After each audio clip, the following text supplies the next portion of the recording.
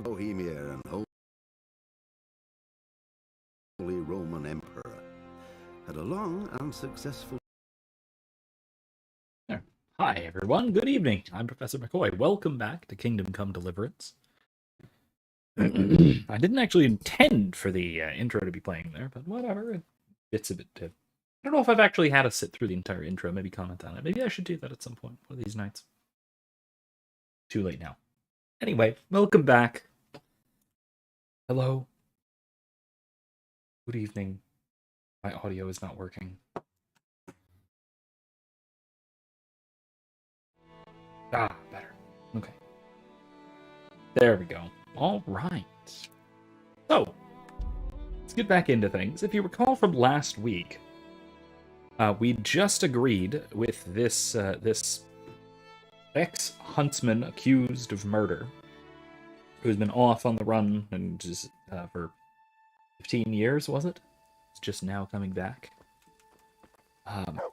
We've agreed to help him out. Let's see, where do we need to get to? Okay, so we're supposed to meet him right down there. That's actually not that far. And then eventually we'll go back to checking in on the counterfeit silver. Yeah, let's just let's take the horse. Why not? Anyway, in major historical events, I should mention perhaps that what's going on here? Nothing of interest, I suppose. Major historical events, I should mention that today is the 30th anniversary of the Waco massacre. Not that that is anything worth celebrating, of course, but behinds. But I do certainly plan on discussing it somewhat in class tomorrow. I think it is at this point old enough to be historical, rather than old news, let's say. Again, 30 years have passed. That makes it older than all of my students and almost as old as I am. And so, that means that I would probably say, reasonably, that it's worth discussing in an historical context rather than a current events context. Although there is a fine line between the two, really. Blurry line, more like. Especially in terms of what each can teach us, because I do think that we can learn a lot from current events. We can learn just as much about today from history, because I do think we can certainly learn quite a bit from something like the Waco massacre. We can certainly learn what the federal government and its agencies are perfectly capable of and willing to do. That being murder a bunch of children, if they don't want to take part in American society. So that'll be a fun conversation to have tomorrow, certainly in class. This was actually, by the way, I should mention, talking about this in class was recommended by a student yesterday. I just realized today that it was the 30th anniversary, so that is perfect timing.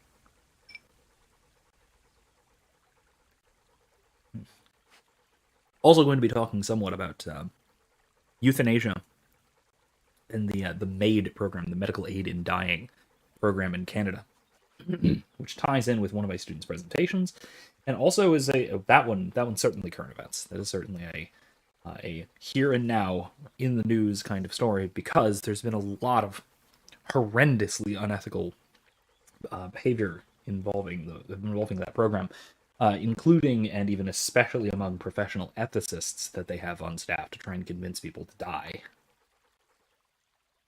So, what are you up to? Working out how to get Nicholas's confession. And how would you do that exactly? Simple. I'll have him sign it. I've had the priest in Janowitz write me up a parchment. When Nicholas signs it, he'll admit to everything written down there. How do you want to force him to do that? He won't have a choice, or rather he will have, between his wife Margaret and the job of huntsman. Ooh. I'm not Interesting. following this at all. It's plain enough. We'll kidnap Margaret. That's to say, you'll kidnap Margaret while I Excuse me? distract Nicholas. If he wants to see her again, he won't have any choice. Kidnapping? That doesn't seem like much of a way to clear your name. No? Take a look around you, Henry. Sigismund kidnapped Wenceslas, his own brother. And Divish was abducted by Medek of Waldeck. True, but Sigismund and Medek kidnapped the men they wanted to bargain with. You're thinking of taking a man's wife who's done nothing to deserve it. And what of it? Those others did it for money or power. I'm doing it to redeem my honor. And since you mentioned Margaret, she's not all that innocent. I could have swung because of her. But that confession's just a scrap of parchment with writing on it. What will happen to him after that? That scrap of parchment is for Sir Divish and the provincial court. But we'll be generous to Nicholas and let him leave in peace before we deliver the confession to Talmberg. So Nicholas will go free, and you'll clear your name? Hopefully. Hopefully. So what do I need to do? I had Nicholas's prized hunting horn liberated. I'm sure Nicholas will recognize its sound from quite far off. I'll lure him out of the lodge at dawn. And I'm meant to kidnap his wife while he's gone? Of course, it would be best if she went with you voluntarily, but if not, you'll just have to drag her with you. So I'm willing to take her along with me so that Nicholas is deceived into believing that his wife has been kidnapped. Because first of all, it's him, it's the hare doing the deceiving, not me. So that's at least something. There's some distance from the matter. But like actually abducting her, not on board there. I don't know. What if there's trouble? That's why I'm sending you. I trust you. Why? But whatever happens, Margaret mustn't be hurt. When We you met get her, like bring 8 her minutes here. ago. Then we can decide what's next. Not Right. even. Yeah, we met about 8 minutes ago. Oh boy. This is a very, very bad plan. Alright, let's see if we can convince Margaret to wander off for a little while. Such that we can then convince, or that he can convince, was it Richard? Robert. Ralph. Whatever it was. The other huntsman, his dear rival. Convince him that he ought to sign this confession.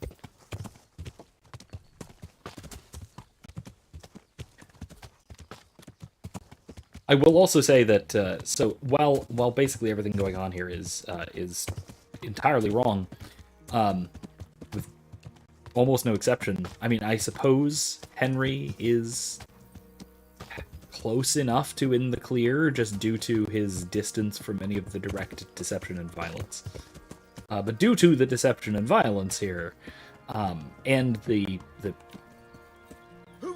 Hey you! What are you doing? Fuck off before I lose my temper. what's going on? Why can't I come here? Are you deaf? What is going on? Why can't I just kind of wander in and talk to his wife? And why does he have guards? What's this? There's a grave here? Odd.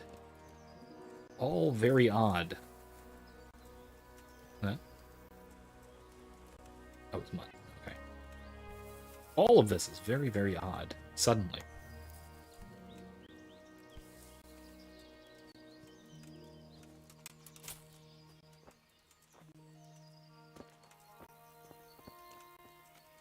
Hey,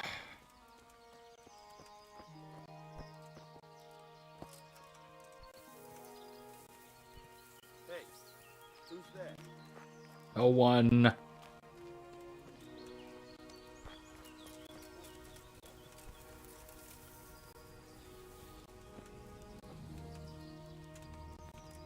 Hey! What was that? Seriously? Why is there a guard here?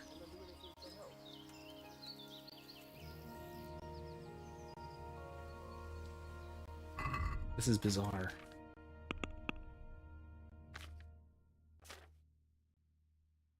Cherchez la femme.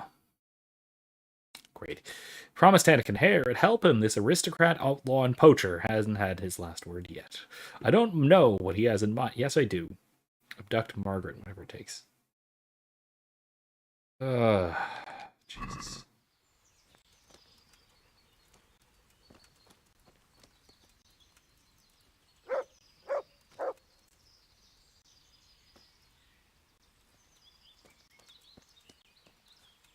See, the guard is on this side of the house.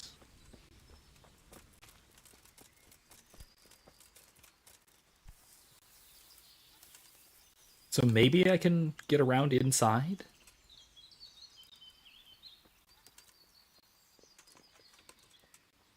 I mean, I assume maybe he has a guard posted because Anakin Hare has been around.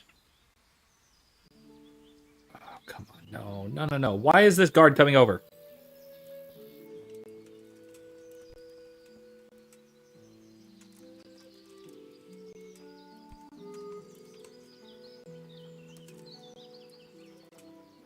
Are you serious? He's just going to wander over here and just sit. You can play at that game.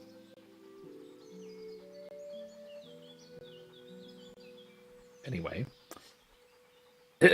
What I was going to say was that even though a great deal of, well, all of Anakin Hare's plan here is unjust, untoward, and wrong in general, certainly it is well within the expected parameters of the behavior of nobility at this time.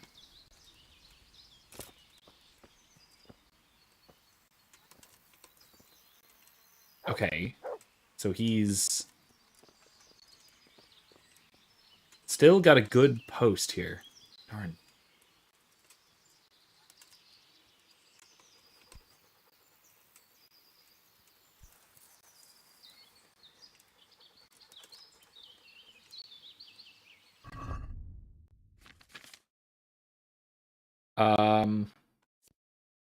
Just give me any nerve. No. I'm gonna save real quick.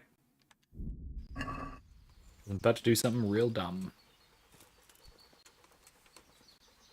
What? Hey, you! What are you doing? Fuck off before I lose my temper. Okay, that didn't work.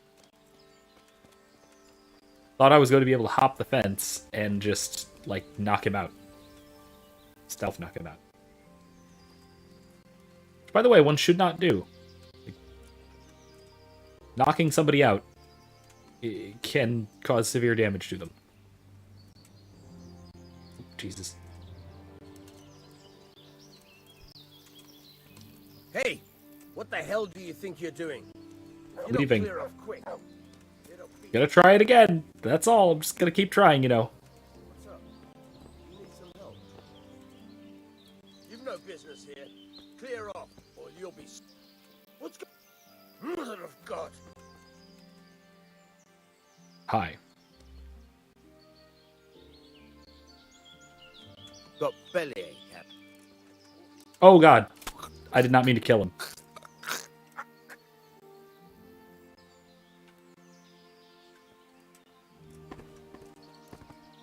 Okay, hold on. I need to load because I did that wrong. I didn't mean to kill him. I hit the wrong button. Oops. Okay, let's try this again.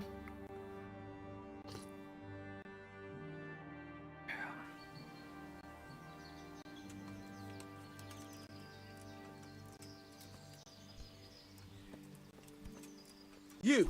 What the hell are you fooling around here for? Be off right now, or Come here. I'll fucking see you off. Okay.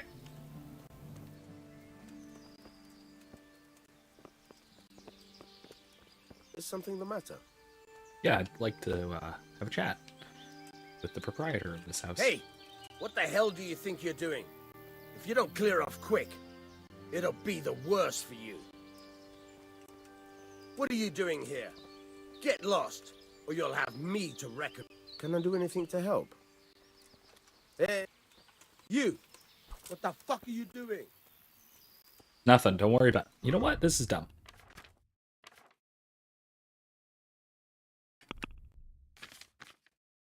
Well, I mean, obviously this is dumb. Everything about this is dumb. But... Wait. My spurs? Am I not wearing spurs? Oh, no, those weren't my spurs. Okay.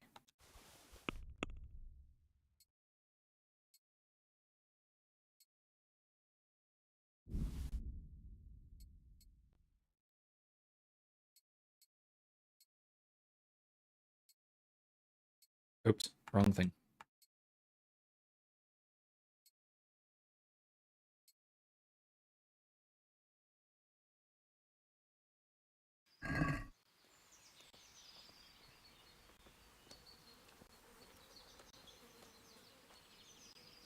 You've no... Damn it! It's right. Why is it right trigger? Why is it right trigger is knockout? Okay, well, let's try this again. Okay.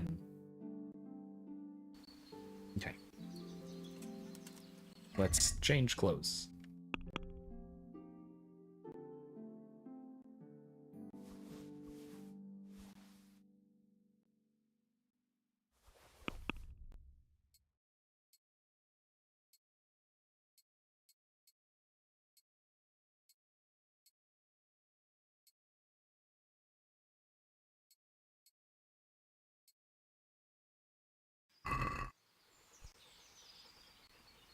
Where'd he go?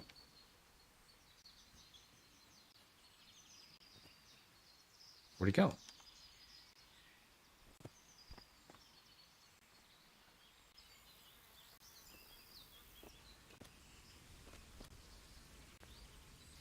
Okay, well, the guard's gone. This is absurd. I guess I did it. Oh.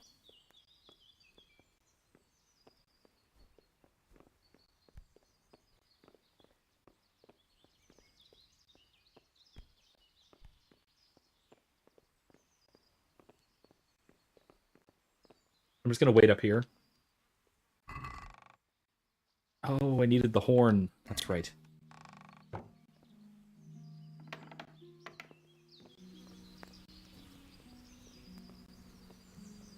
Where's the guard?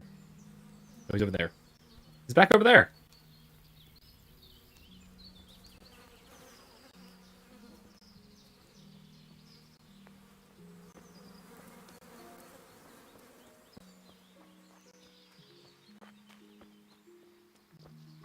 Okay. So, let me make sure I'm about to do this right.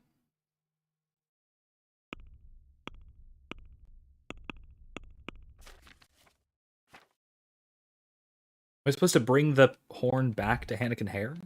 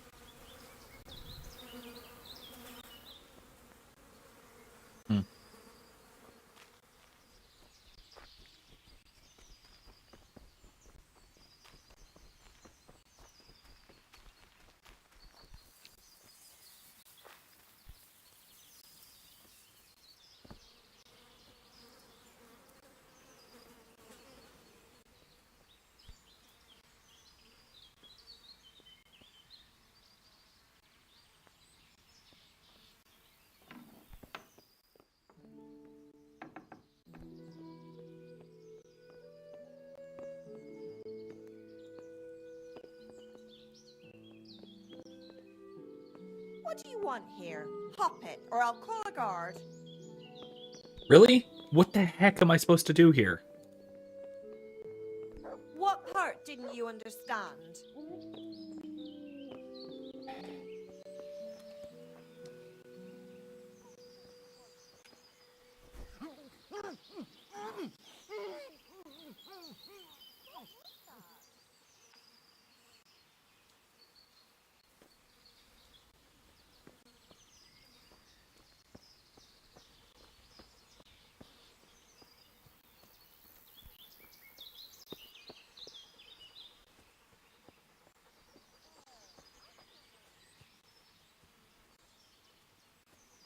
Okay, I'm just gonna put you nicely right here. I'm gonna take...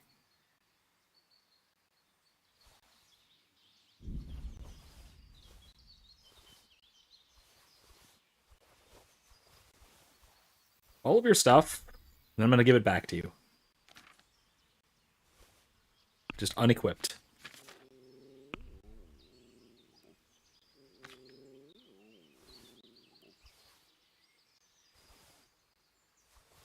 Thinking that maybe... if you're unarmed and unarmored, you won't come after me.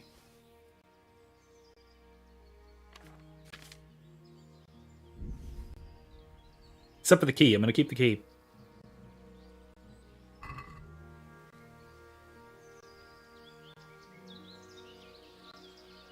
Okay, I'm utterly lost and confused as to how to proceed here.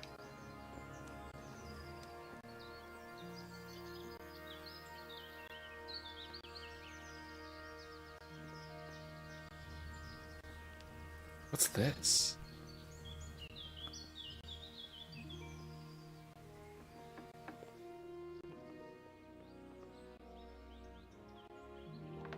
Hey! What do you think you're doing? You've no business here. Can I talk to you? No. Okay. What part didn't you understand?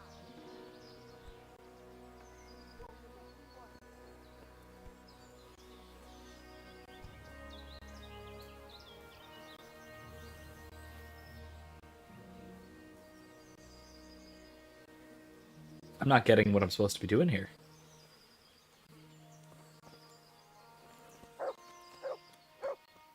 I have to go back to him, right?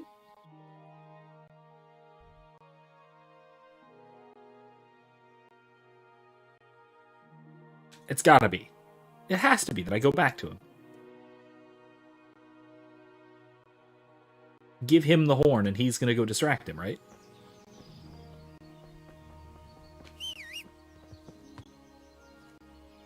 Like, otherwise I'm at a loss here. Yeah. I'm sure I could just, like, knock her out and then put her on the horse and then ride off into the sunset with an unconscious woman on the back of my horse, but you know, something tells me that that's going to be counterproductive. Yeah.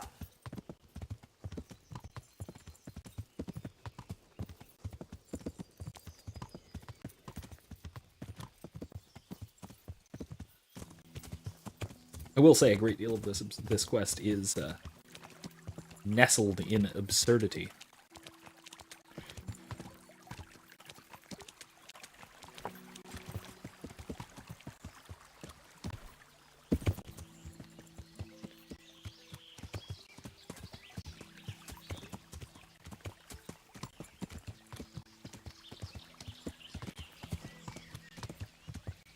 Well, here he is. All right.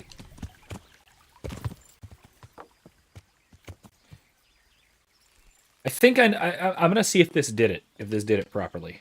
No, it didn't. Come on. Okay, so if you're looking, this is Cherchez la Femme, is the quest name.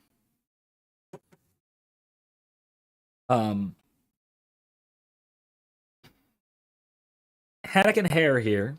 Hannikin wants me to abduct Nicholas's wife, Margaret. He did mention that if we got a hold of the horn, that we'd be able to signal him and he'd run off from home. But I thought that was to get him away from Margaret. But he's there. I don't know exactly what I'm supposed to do here.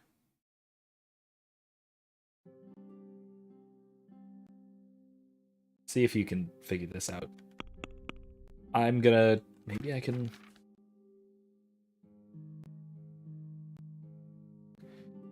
It's not that I can't abduct her.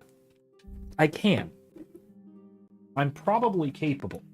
of just smash and grabbing her. But I'd rather not abduct the woman for the purpose of this silly thing between nobles. I'd honestly rather just explain this thing to Sir Divish. But I doubt that's an option either.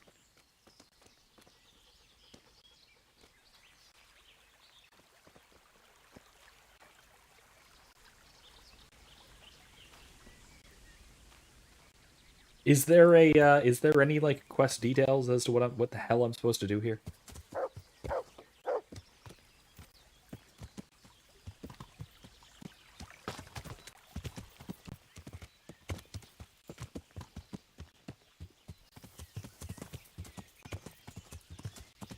Yeah, because I'm kind of at a loss here. He did certainly imply that I could just talk to her, and by talking to her, I could perhaps convince her to come leave for a time, so that Nicholas is convinced that she's been abducted. So there's at least that, but I don't know. Okay, instead try convincing Margaret to come with you willingly. Gain access to the lodge, preferably just after 5 a.m. When Hare's horn blowing will draw Nicholas away. Just avoid her stealth, knock out the single guard, pick the very easy locked door, cajole, threaten her, intimidate Margaret. Okay, so just after 5 a.m. Oh.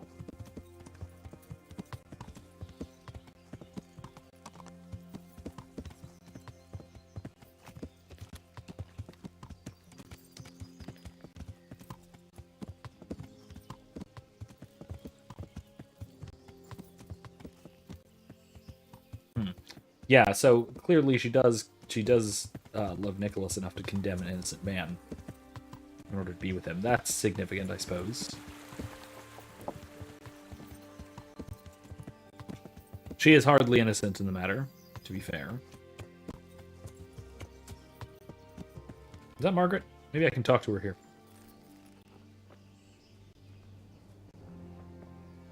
No? Hello? Can I have a word?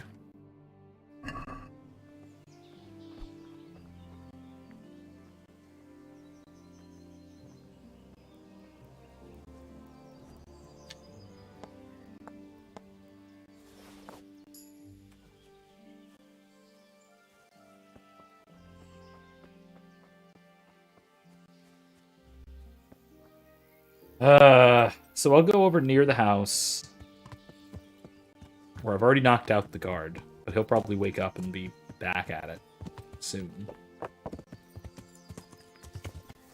Back over to the house. I will wait for like 24 hours or so until 5 a.m.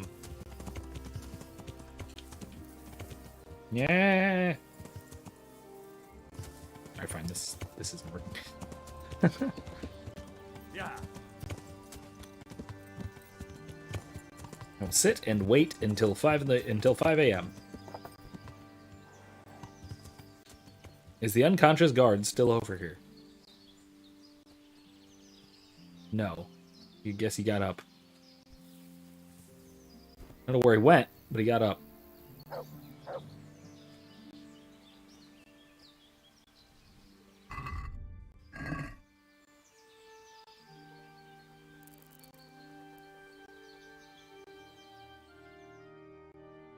Let's wait a day-ish. Wait, I have the horn. How is he going to blow it? I'm so confused. Did I screw up by stealing that horn? Did I screw this up? I mean, I can always reload before doing that.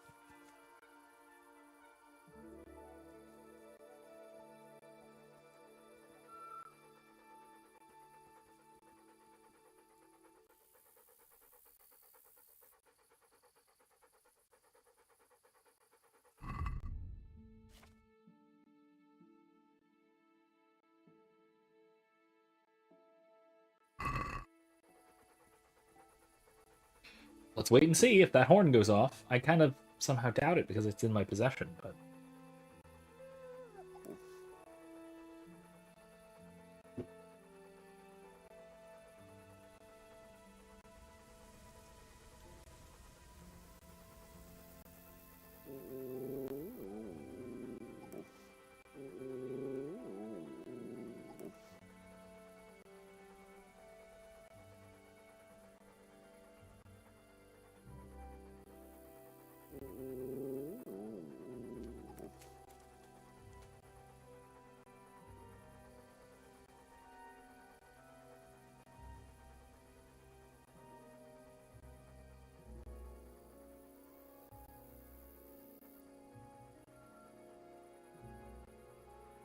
Hmm.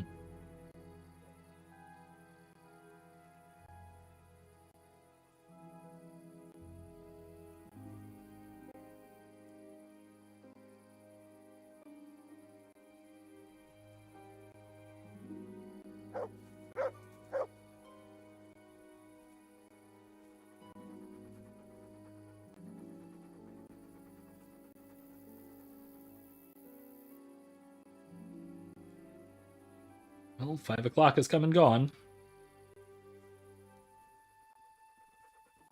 There's the guard. He still hasn't re-equipped anything. That's good news.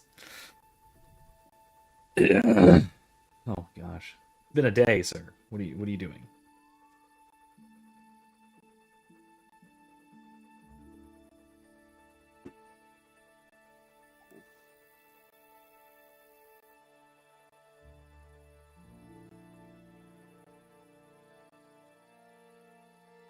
I think I screwed this up. Oh wait. I'm gonna reload. I'm gonna wait until the next dawn instead of stealing the horn, which I thought I needed to deliver to Hannikin, but I guess I didn't.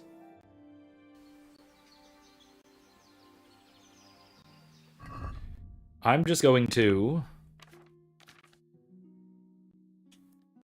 get my stealth stuff, but I'm not going to wear it yet.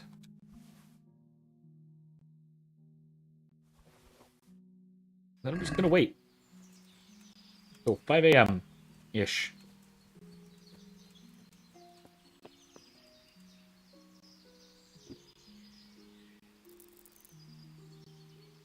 Yay. I don't know, man. I don't know. This is, we'll see if this works out.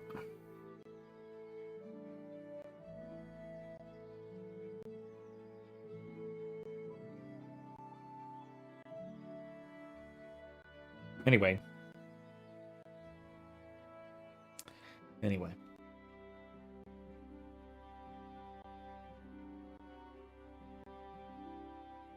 So the whole I'll discuss a little bit of this now. So the idea of ransom for political purposes, because this is political broadly speaking. It's just political in a really narrow personal sense.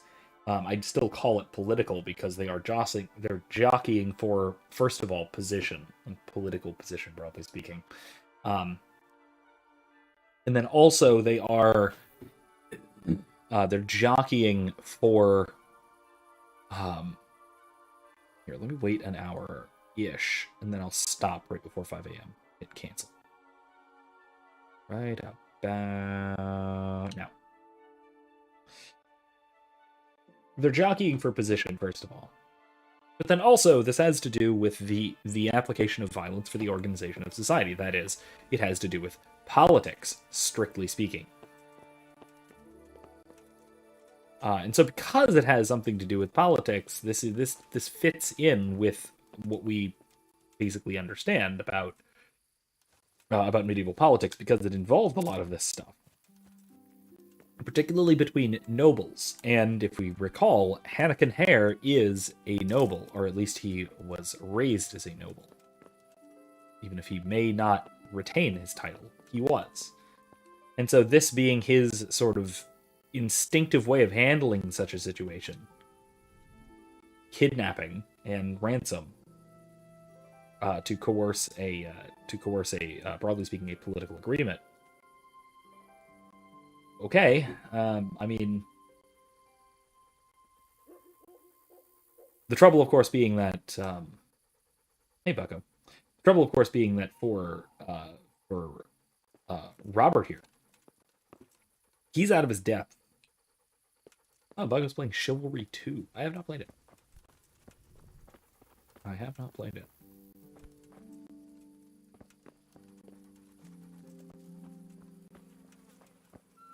Oh.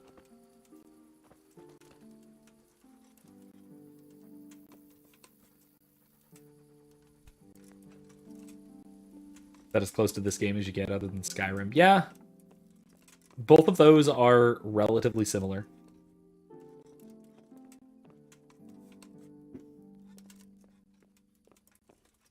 Here. I've been seen. By whom? Oh, she's awake. God, what are you doing? Stop that, you magpie!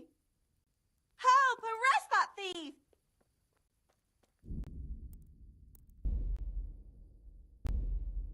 Okay, well, this does seem like it's going to work, though. Just need to wait the appropriate amount of time. Like a mad person. Okay. Madman? Yeah, madman is appropriate.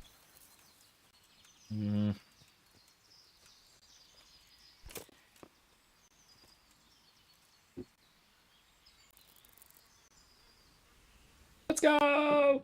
Okay, so like medieval battlefield. Cool. Oh yeah. I mean I've seen it a bit, and so it's basically the like sort of conquest of finite battle zones kind of thing. Yeah.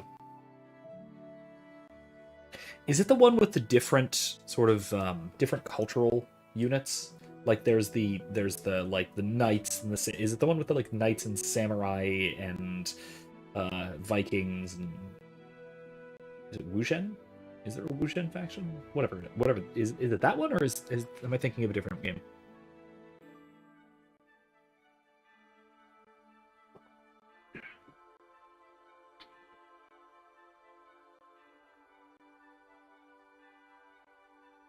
Right before 5 o'clock.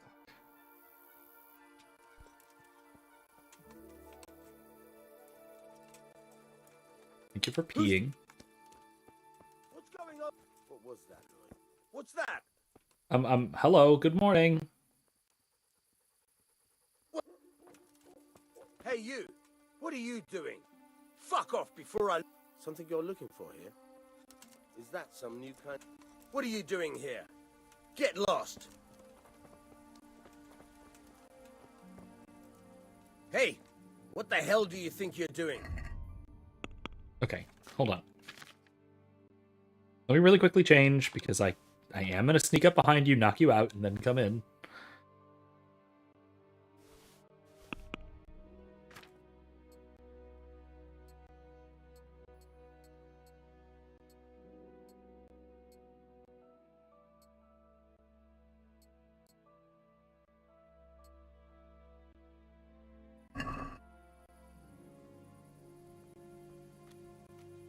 What's the matter, laddie? Need to shit? You! What the fuck are you doing? Nothing. Luring you back out here, that's all. Hi. Quick about it.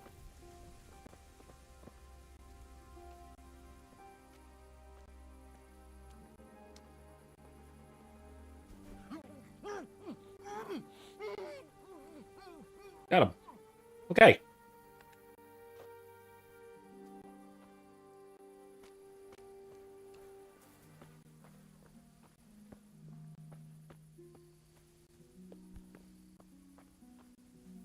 Let's drop him in the woods, just like last time. You're just here.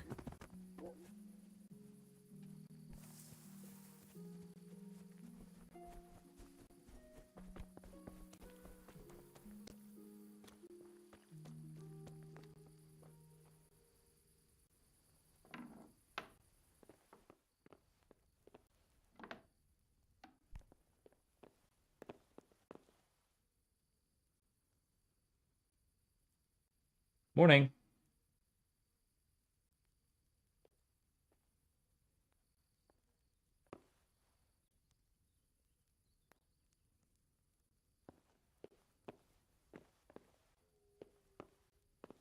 going?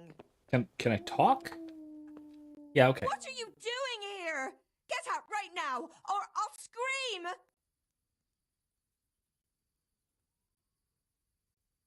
You won't, because if I don't bring you back with me, Nicholas will be in deep shit. What are you talking about? What happened? That man of yours walked right into Hannikin Hare's trap. And if you don't come with me, his neck will be on the block. Hare won't do anything to him. He'd never threaten a man's life.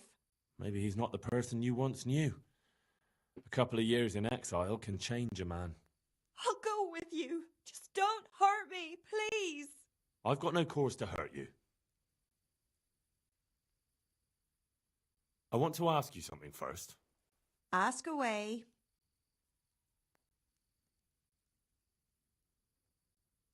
Why didn't you tell the truth back then? Hare was with you after the banquet. I never wanted to marry him. But father insisted because Hare was of noble descent and his name meant something. That lie was the only way I could get rid of him. Even though it meant condemning him to Jesus. die. Marrying him would have been a living death for me. I loved Nicholas, and I wanted nobody else. Can't you understand? Yes, I understand. Do you know who actually did the deed? No, and I don't think it was ever discovered. Once Hare disappeared, nobody bothered asking any more questions.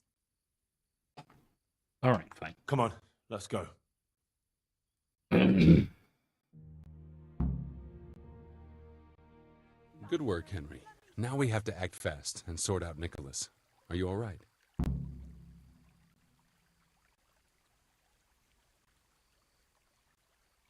Margaret's a bitch. So no, I don't. Well, I can't say I feel too good about it, but what else can we do? Believe me, it gives me no pleasure either. But there's no other way. Take this confession. Go to Nicholas and make him Why sign it me? before you Why tell am I him doing who this? Margaret is. I'm not complaining, but couldn't you go to him yourself? Believe me, I'd rather not drag you into it at all. You have, though. But if Nicholas sees me, he'll go straight for my throat before I get a word in. The only way to avoid bloodshed is if you go. I see. Yes, you're probably right. What if he refuses? You'll have to make him, one way or another. Oh, great. And what if he attacks me? Then of course you'll have to defend yourself.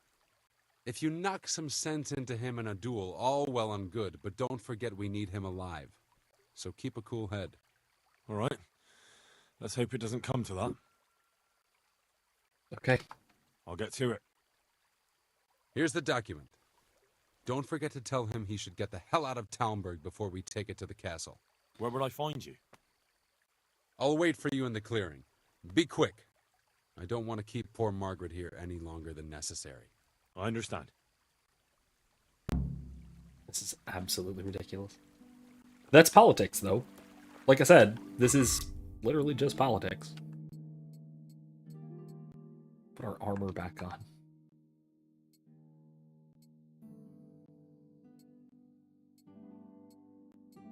Oh, whoops.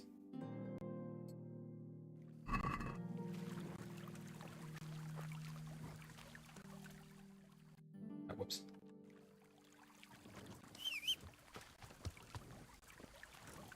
All right, let's go then. Yeah.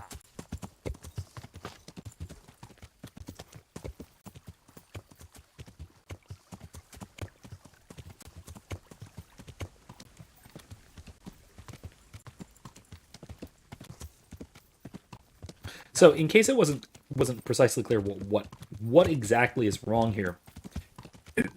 Well, first of all, this is, like I said, this is just basically pure politics. But on a personal level, this is Hare is dealing with this situation like he was presumably raised to. As a noble, this is how nobles deal with issues between noble families. Usually, in other words, with some kind of recourse to violence. Even if that violence is indirect, as this is.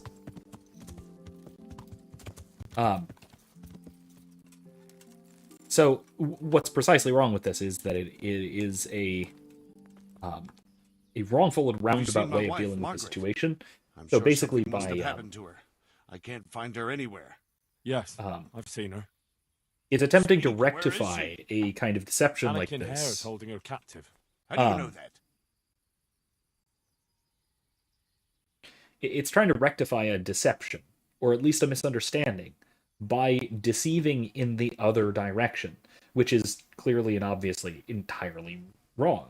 Right? It's self-contradicting, which is one way of finding issues in terms of ethics.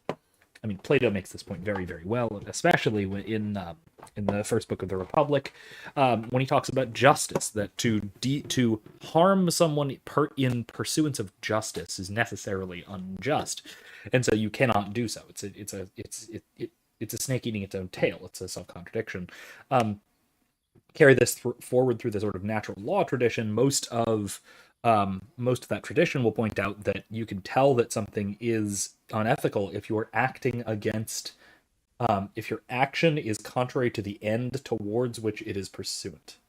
So, the something like the perverted faculty argument for particularly for sexuality is a good example of this, right? So that use of the sexual function for purposes that are intentionally or deliberately sterilized is an action against the end of the action, and so it's contrary to the normative use of whatever faculty or whatever means that you're employing. So in a case like this, you are deceiving in order to make up for or correct a deception, which is, again, it's self-contradictory in just the same way. It makes no odds. Just listen to me. What, you whoreson? Tell me where she is right now, or you'll rue the day. Bluster all you want, but if you ever want to see Margaret again, you better get a grip on yourself. Where is she? Tell me! Yeah, you scratch my back, and I'll scratch yours. Sign this parchment here, and I'll tell you what you want to know. I, Nicholas Angel, do hereby Nicholas Angel? confess conspiracy against Sir Hannikin Hare. Just in proper punishment. What? You must be out of your fucking mind. Never.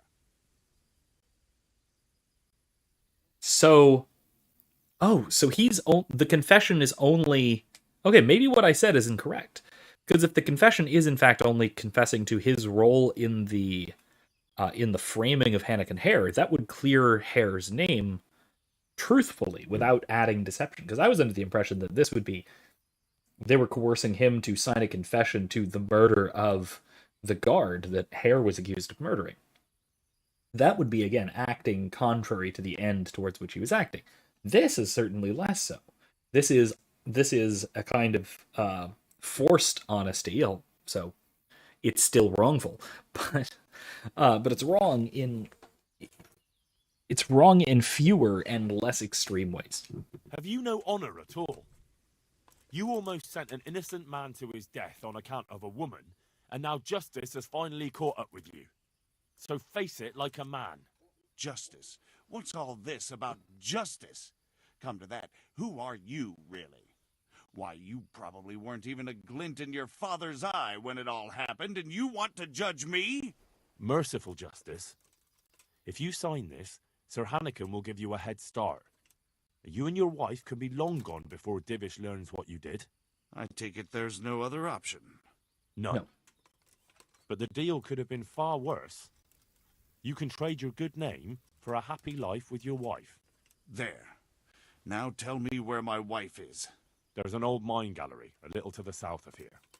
It's not to the south of here. Alive and well. I certainly hope so. It's definitely east of here. I've gone back and forth like 6 times. It's definitely it's directly to the east of here. I'm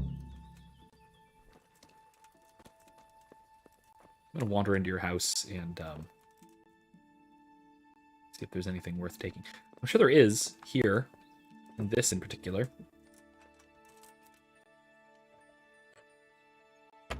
Oh, Jesus. Oh, man. Oh my God.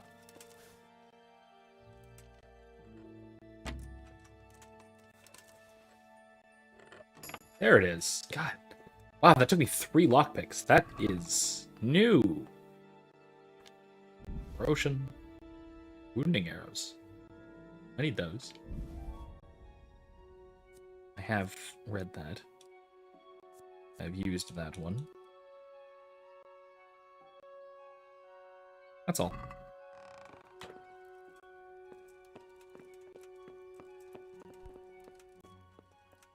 Let's try this one.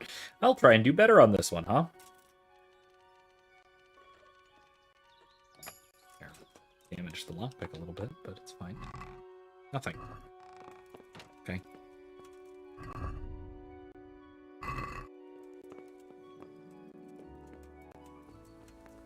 I still don't know what's up with this. This is troubling. Get into that from here. Huh. No. That's very weird.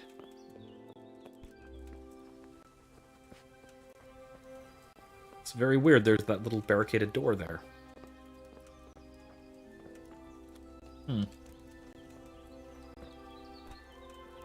Tannery.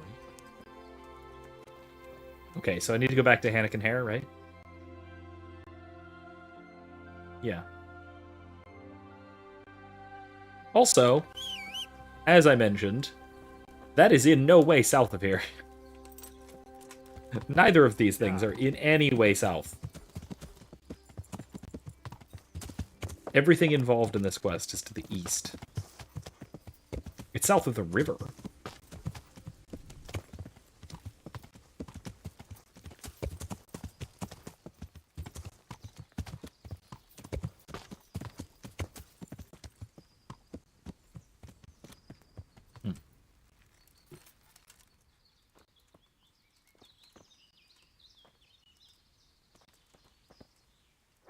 Morning. So, have you got it? It's done. He signed it. Voluntarily? Yes. Kind More of. or less. Well, I'm glad it's Yes, been done without strictly bloodshed. speaking. And what now? Will you take the confession to Talmberg? We'll go together. I need you to bear witness. I've been gone for years, and I'm not sure they'll take my word for anything. Well, I hope they do believe you. Otherwise, we're both for the noose. Don't Yeah. worry. Divish won't forget our former friendship so easily. And Are that you I'm ready his to go? vassal. Hopefully. I am in his service.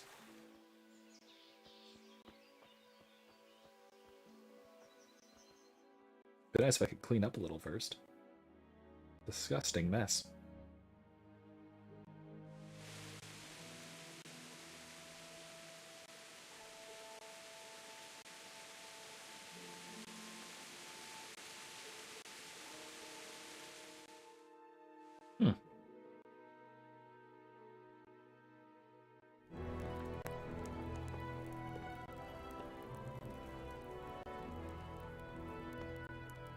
Hannikin Hare. I never expected to see you again. It was the will of God that I returned. Okay. I mean, yes, You technically. realize I that suppose so. Sir Henry of Lipa has never repealed his sentence against you. I'm duty bound to arrest you and turn you over to the provincial court. Perhaps. But will you read this first? Henry here is my witness that your master huntsman Nicholas signed it himself. This ought to change their minds.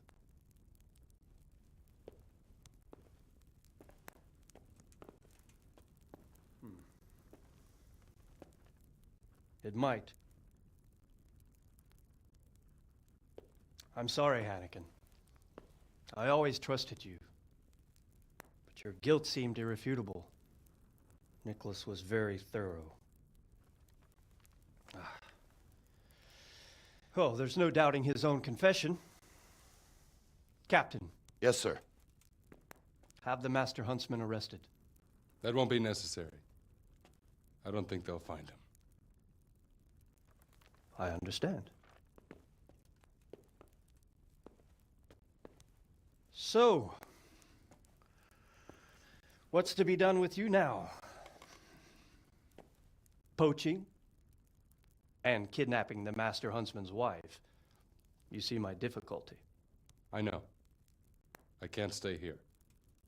It's enough to know my name is cleared. We need a new master huntsman, though.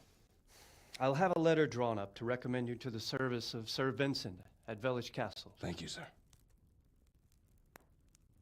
But I if do, Nicholas yes, has I vanished like his Robin Hood costume. It's very nice. for sending you to Velish, then who's going to be my master hunter here?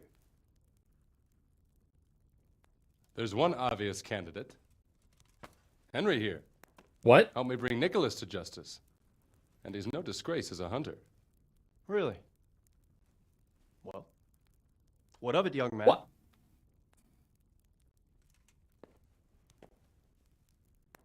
What? Another posting? No, not doing that. This is irresponsible, is what this is.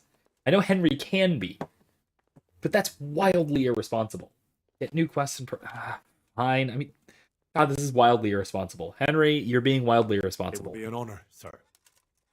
Good, good. Then I hereby name you Master Huntsman at Talmberg Castle. My I was trying chamberlain to will tell you more about get- your new responsibilities. Oh my gosh. I was trying to get a new Master Huntsman Good for luck to you, Hannigan. Privislevitz. Thank you, Henry. I could never have managed it without you. God willing, we will meet again one day. He's even got the, like, fancy boots. It's very Robin Hood. Okay, I got myself another home. Where? New quests and perks. Alright, okay. Another home. Yay. The Huntsman's house is my home now. Oh my god. This is ridiculous. This is so wildly irresponsible, Henry. What are you doing?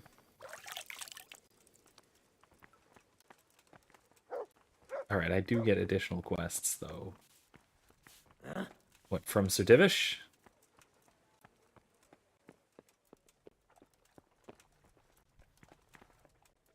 Oh. Not Sir Divish. No.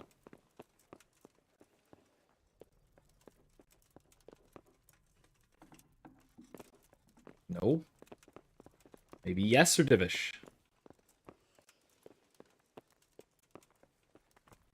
Pardon.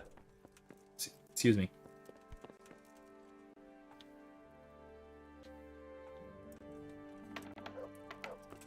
Okay. That was weird. God save. What can I do for you? Oh, meat in the woods won't be identified as stolen. That's pretty God cool. save Master Chamberlain. Here I am. So I see. And what do you want from me? I'm the new Master Huntsman. I was told to report to you. Aha, yes. That whole business with Nicholas was, how shall I put it, rather unfortunate. Well, I won't keep you with the lamentations of an old man. Now, to your new duties. You're to supply the castle kitchen with game and protect the woods from poachers. Although there shouldn't be too many of those now. No, I expect not. And when shall I start? Right away. Sir Divish is planning to hold a banquet soon, and he wants venison for it. All right, I'll get going right away. Ah, All right, by then. the way, the Master Huntsman should get a hunting bow and appropriate livery. You'll find everything in the lodge, which is also yours for as long as you hold the office. I see. That's All good right. news. All right. Yes.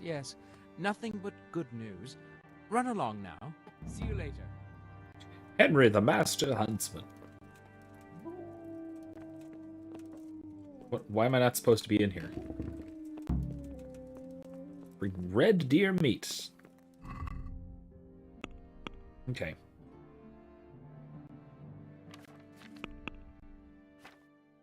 Hunting arrows.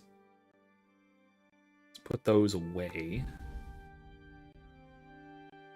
You longbow.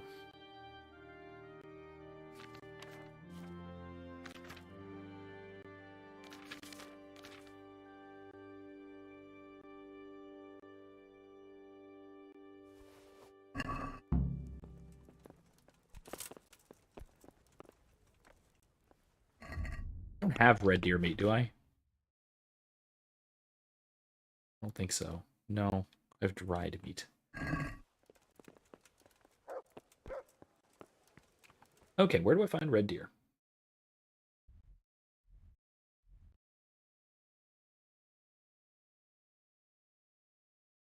Row. Row. Row. Deer. Okay. Yeah, that'll work. Sure, let's go for it.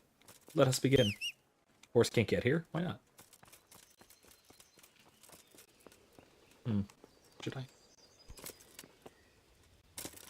No, not going to do that.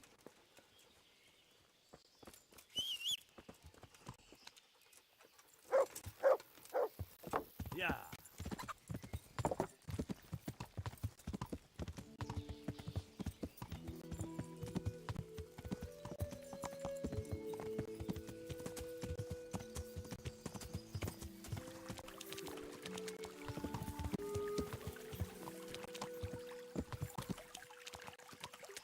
Yeah.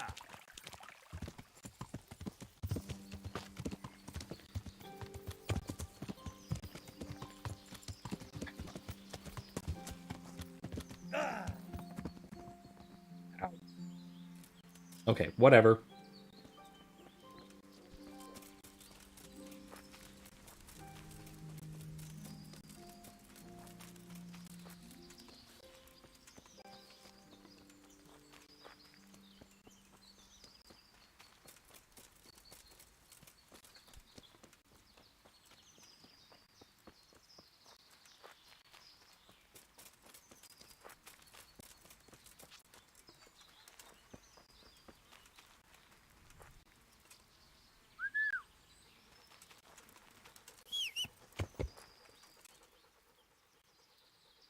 Let's hunt something, eh?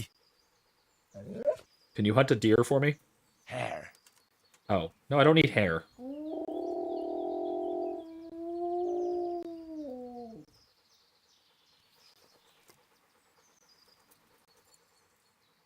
Good fella. Okay. That's my boy. Look what I've got for you. You'll love. Have a bit of jerky. There you go.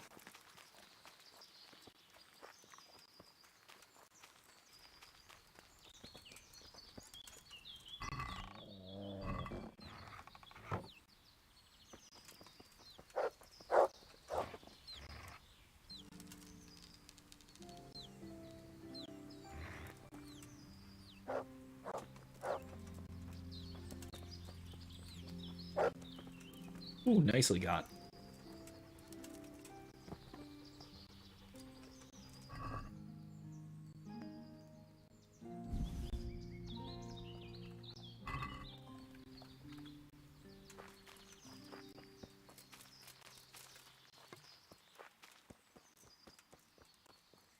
To me.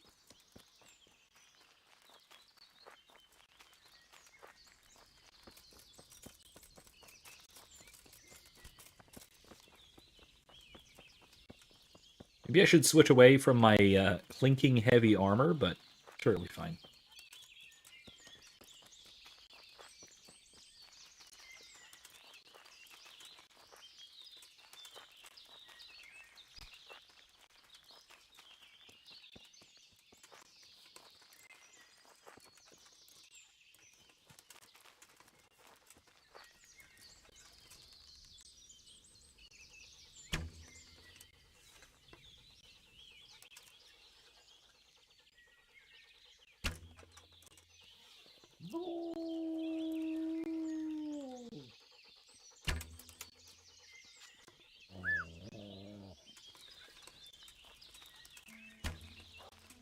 Darn it.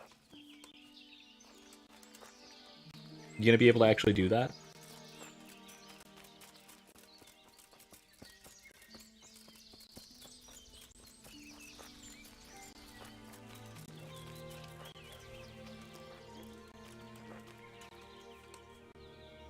No, I didn't think so.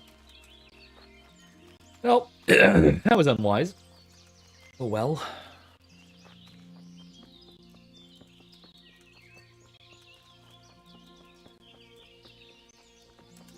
Oh, hey. An arrow.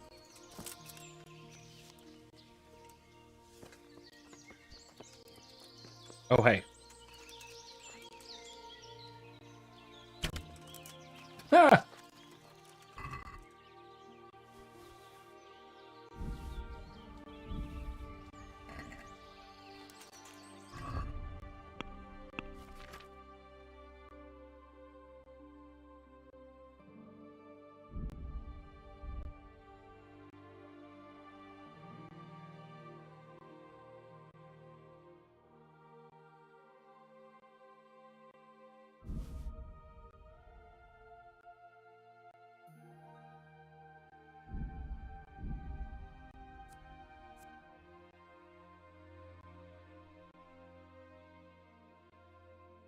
Put in 57, so I need to put in 33 more, right? Ah.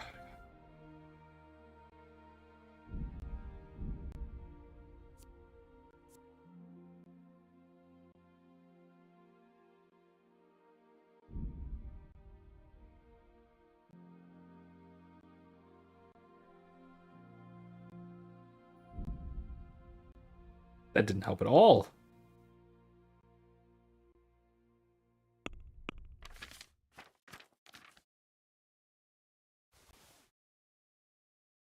Horse can't carry anymore. Oh my god.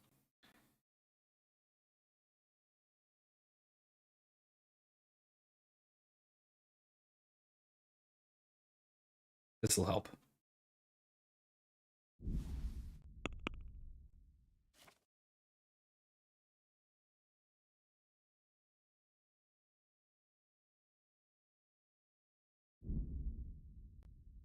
Not enough. Jesus. Okay. I should have sold all this.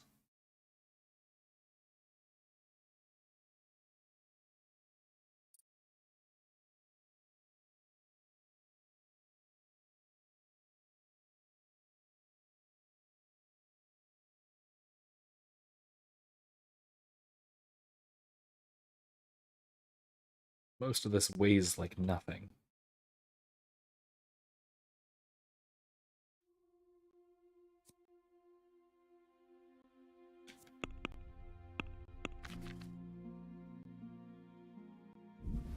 Okay, fine. Good enough.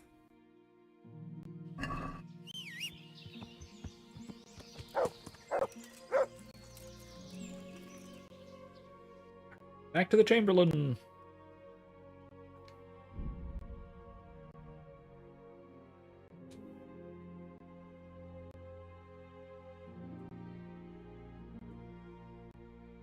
All right.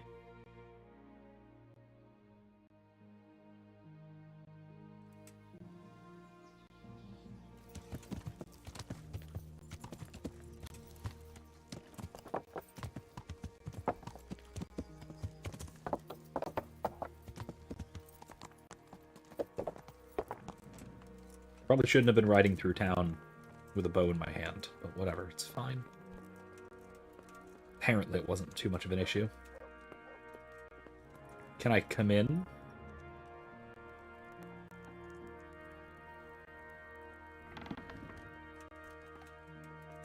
Mother! What are you doing here? Can I talk? Can you come over here? What was that? Serious? Are you kidding me?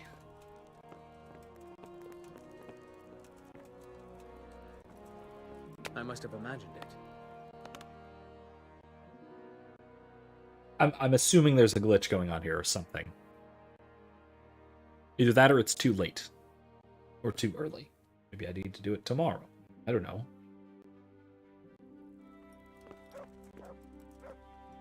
No. Okay. Yeah, I just have to come back tomorrow. Fine. I'm gonna go sleep the night.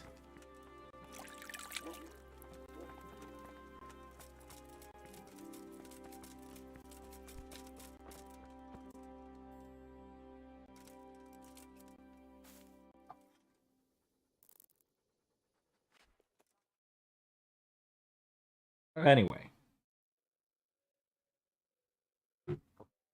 I did not realize. So, I actually don't know if this is as wildly inappropriate as it seems to me. I don't know enough. I mean, I know some about the period, but this is actually something that I don't quite know. Is if, particularly a lowborn peasant, basically, not peasant per se, burgher, I guess, like, or villain, technically, would be another term for it, townsman, basically, like Henry. If, or really if anyone could hold multiple positions with different neighboring lords like this, like Henry can, like Henry seems to be, because he is, if you recall, a is he a squire? Technically, he is a he's a servant of Sir Capon, of Sir Hans Capon. He is in service to now Sir Divish, and he's the bailiff of Privislavitz, and he's still a man-at-arms in the service of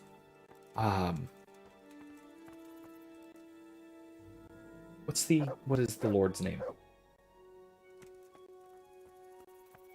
Not Sir Radzig. Yeah, Sir Radzig.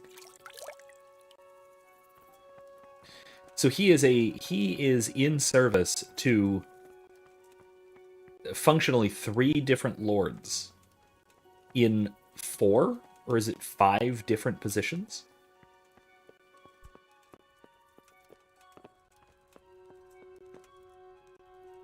That seems implausible.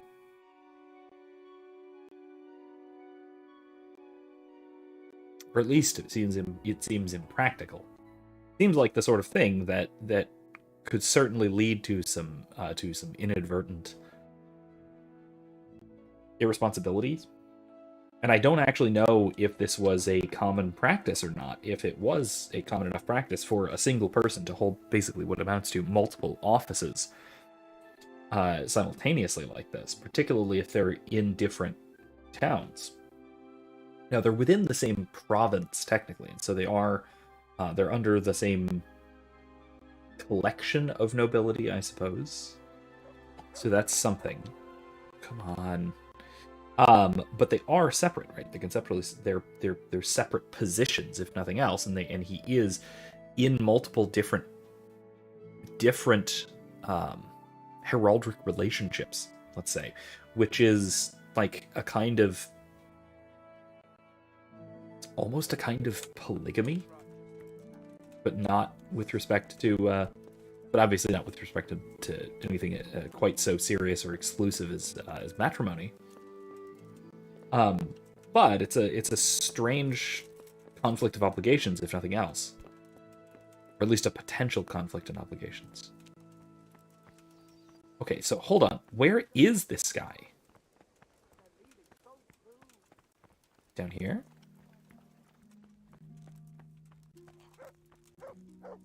No.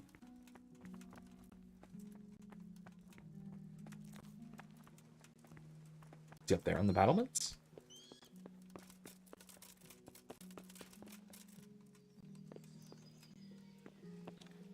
Is he down there somehow? I don't know how to get out there. This is so bizarre. A bit at a loss here. Sir? Sir, where's your guy?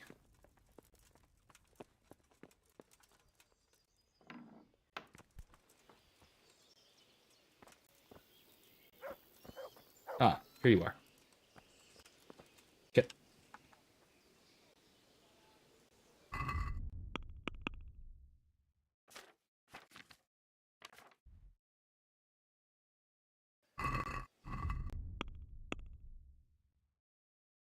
You see, I have discovered that it's because I'm dumb.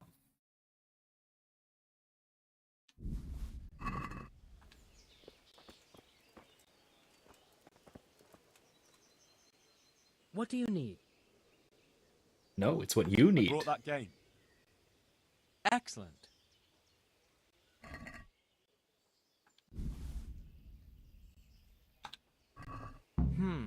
Here's your reward. Before you go, one more thing.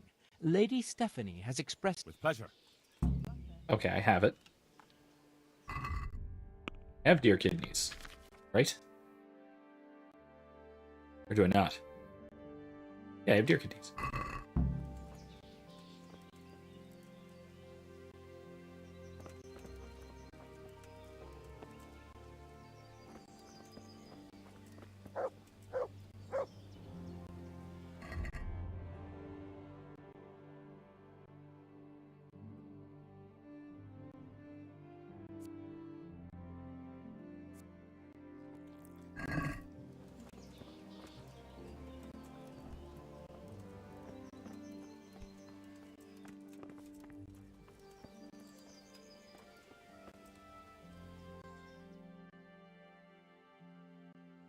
I have deer kidneys. How many do I need? Do I need more than 2?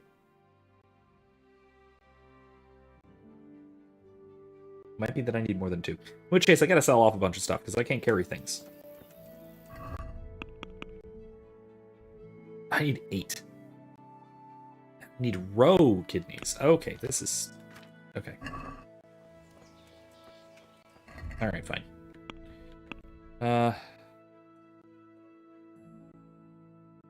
Also, they're almost bad. They've almost gone bad. And they're the wrong kind of kidneys anyway, so...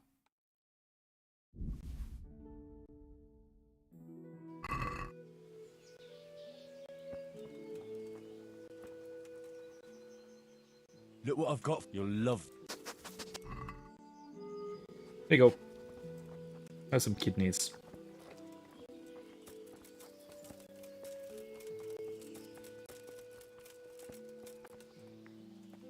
Excuse me, sir.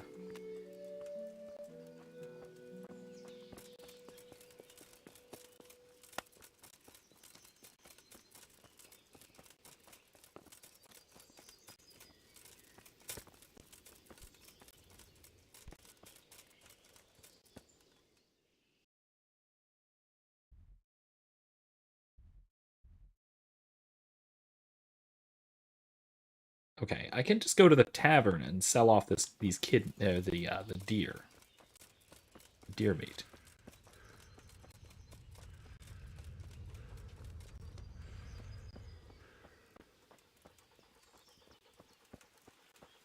This isn't the tavern, this is the baths. Where's the tavern? Across the river. Okay.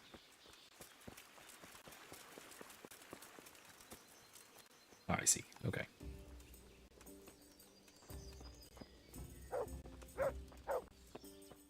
Well, I never. Come on. Can I come? Can I?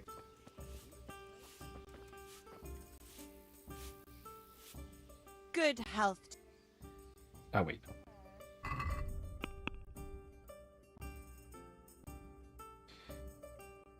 Alright, let's withdraw our deer.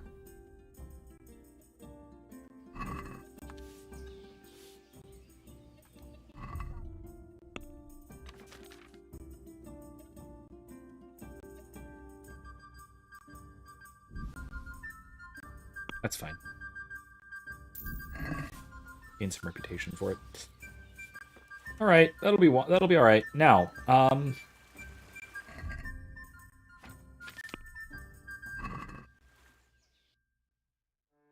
we could go up towards Privislavitz, where that deer row. I could do that later. I mean, there's roe deer, not deer roe. Deer roe would be very different. That the implications of that are strange. Could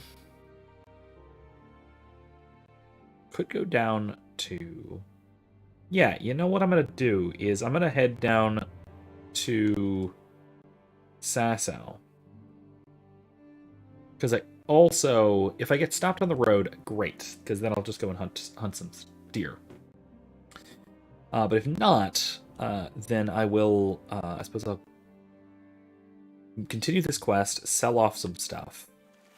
And that will do. I'll sell off some stuff and then complete the quest.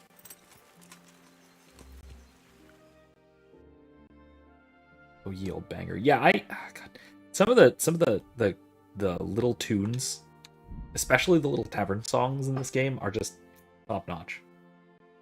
Like on par with another game that I've streamed actually, that has some of my favorite little tavern music, is definitely Dragon Age Inquisition.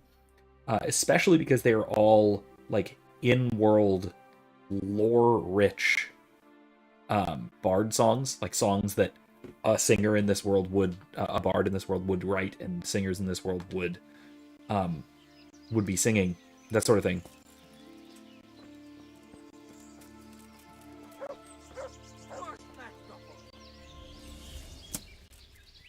Excuse me? Oh, hello.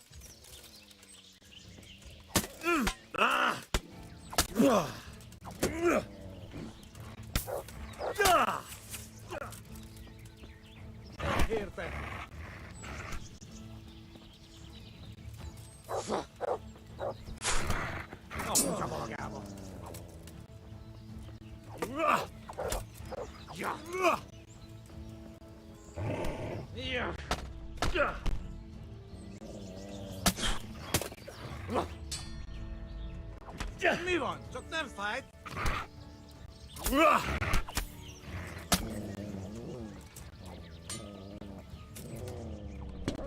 Ow.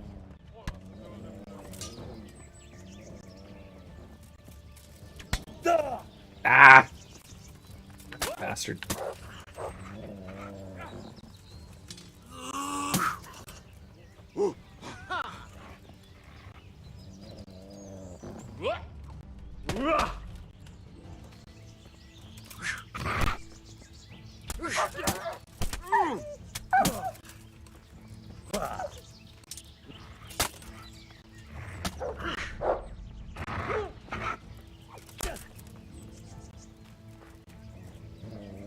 Na bassza meg!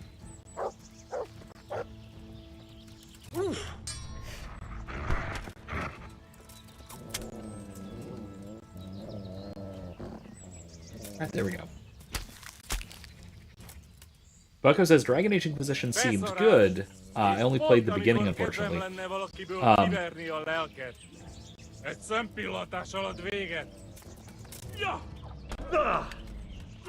It is a good game. I will say it is really good. It's better. I mean, it works fine standing alone by itself. It works fine. But it's also, I think, much better if you played the series through, starting with Origins and then going through each of them. They are radically different games, especially mechanically. The first game, Dragon Age Origins, is a very classic. It's a very classic CRPG, I guess would be the term. It's almost turn-based with how carefully tactical the combat is. And because it's so tactical, the combat is so tactical, it can actually get rather challenging.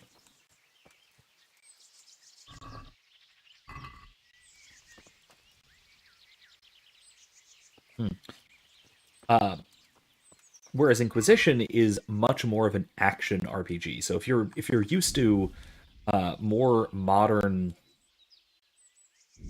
gaming sensibilities, let's say, then you're probably... I didn't ask for that. Mutt, no. Stay. Wait here for me. Stay.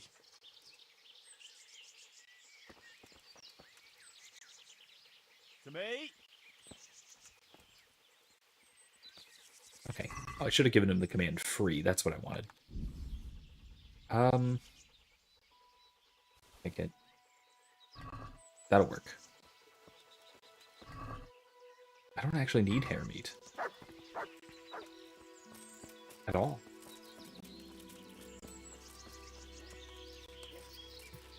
The flute beat drops, all the hoes in the tavern get yellow fever. Yeah, no, it's all great. It's all great music in this game. Pretty much all of it. That's a regular deer. There's no row hunting spot anywhere right near here, so I'm just going to keep on fast traveling.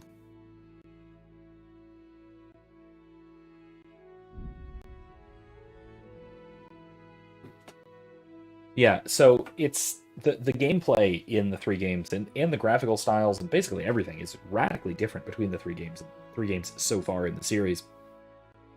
And so a lot of different people have their various favorites. And I don't know. I don't know if I quite have a favorite of the three. Because there are great aspects to all three of them. Where'd the carcass? There was a carcass in the road, it said. But there wasn't. I don't see it. Alright, whatever. Yeah. Anyway, there are great aspects of all three of them. And there are also drawbacks to all three of them, I will say. I'll say as well. Like, I love the tactical combat in Origins. I absolutely love that. It's very difficult, but it's really cool. And it's very good. It is generally, it is one of the great sort of, at least real-time or close to real-time tactical RPGs. It was in that era, like following really shortly after things like Knights of the Old Republic. And it was very, very good.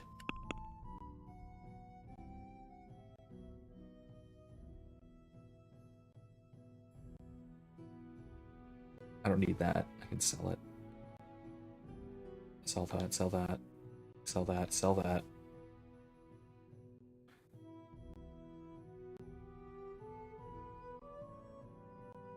Anything else I can sell in here? Not really.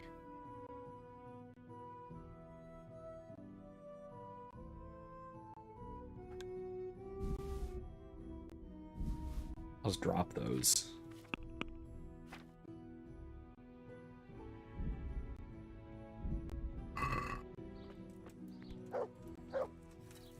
Okay. I'm honored that you should come to me. Goodbye.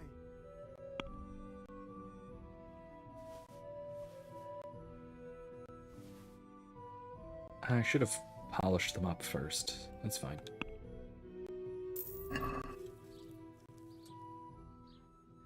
I need a skilled swordsmith in Pribyslavitz who'll put good, strong steel in my men's hands.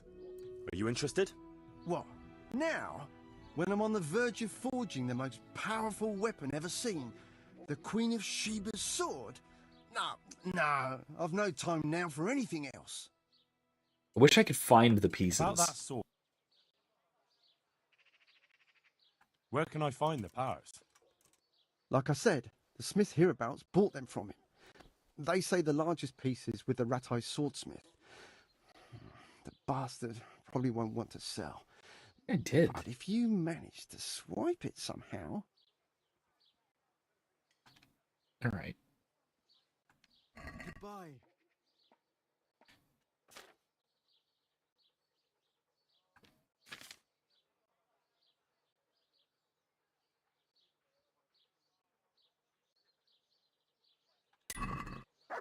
Okay.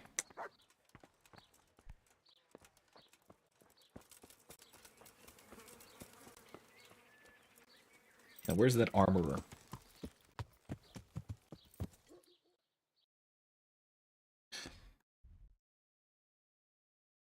There's no armorer. Just a blacksmith. Oh, the armorer is down there. Okay. Yeah. Yeah. All right. Anyway, like I said, I definitely recommend the Dragon Age series as a whole. It is really good. It's a really well put together world. It's like I said, like I was saying, the games are all radically different, but I do think overall in a pretty good way. Each one has its own quirks.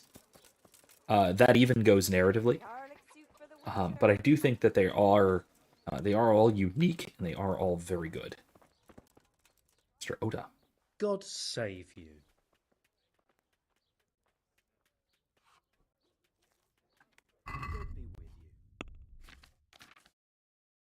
I need you to buy that.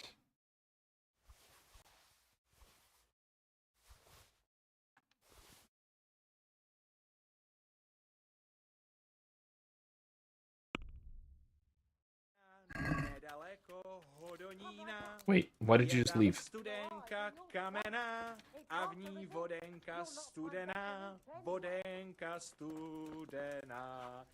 Kdybych já tu vodu pil. God save me. I'm glad you came. See you later.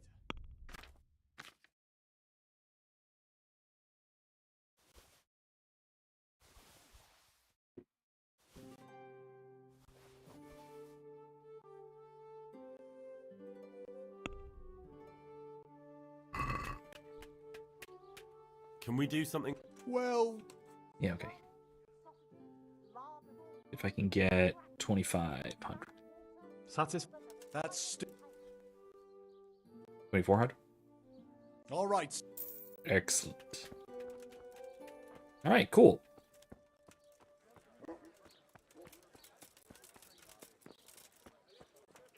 Oh, right, Master Oda. I gotta talk to him about this copper stuff. That's what I'm here for. Right. Hey, wait.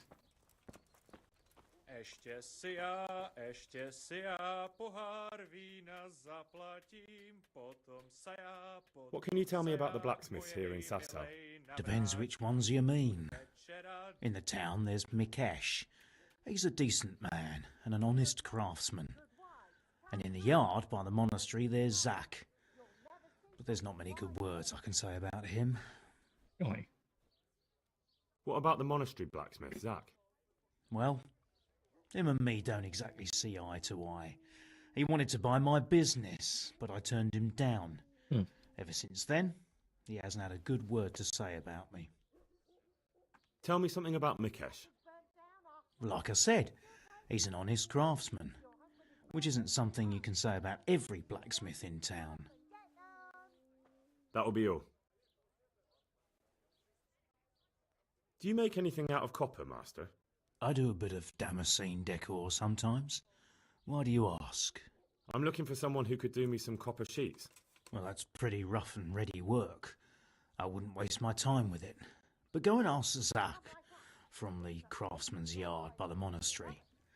He's bought up all the copper to be had around here anyway. Master Blacksmith, I've got a great offer. Not now. First I've got to deal with that bastard Zach. Come to me afterwards. Goodbye.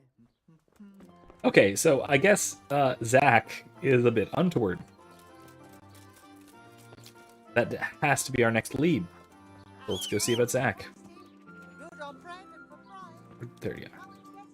There you are, Shadowbear. Yeah.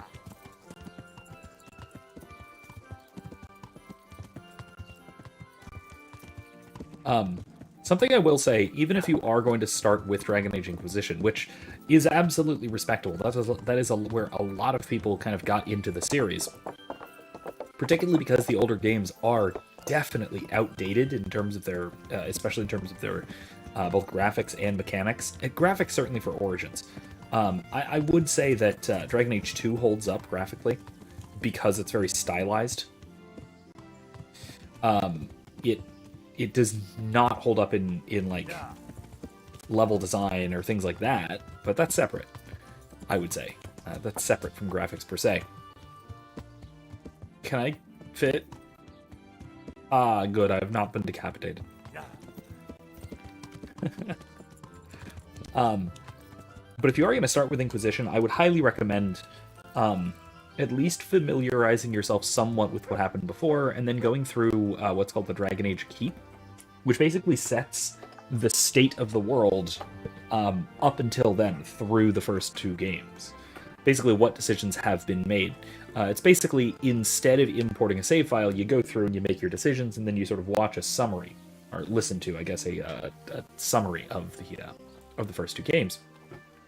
Now that said, you can always just watch my previous live streams through Origins and Dragon Age 2 to get an idea of the world state up until then, and then start Inquisition. It is a good place to start the series. It is separate to a great degree from the previous games, especially stylistically and sort of gameplay wise. It's very different from the previous games. It's much more actiony. It is open world, which is radically different from the previous games. It's a good place to start, especially if you are used to more modern games. And so so long as you're not missing out too much on the previous story, yeah, I'd say go for it. Also, if you're going to, so here's my advice. Weird control advice, particularly if you're playing on PC. This doesn't apply as much if you're playing on console, but if you're playing on PC, if you're playing a mage, mouse and keyboard works perfectly well. Probably better. Because it gives you tactical control of where you're going to plop down spells and things like that. But if you're going to play a melee character, so a melee rogue or a warrior, you definitely want to use a gamepad. You definitely want to use a gamepad. The game is not designed well for, like, the controls are not designed well for mouse and keyboard for melee fighting. It doesn't work well. So like I said, I highly, highly recommend you use a mouse and keyboard if you're going to play a mage, or a gamepad if you're going to play a warrior or rogue, a melee character.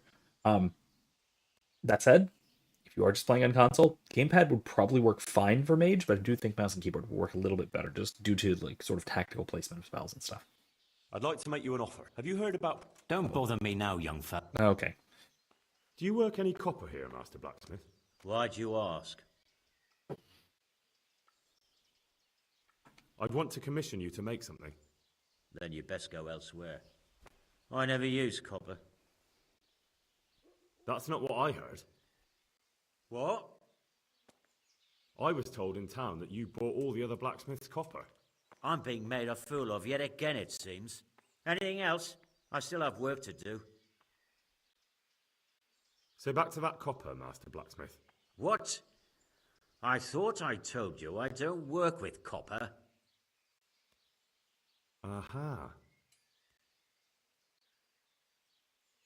What can you tell me about the Sasau blacksmiths? Well, there's Mikesh. He's honest enough, and a fair hand at everyday things. And then there's Master Otter.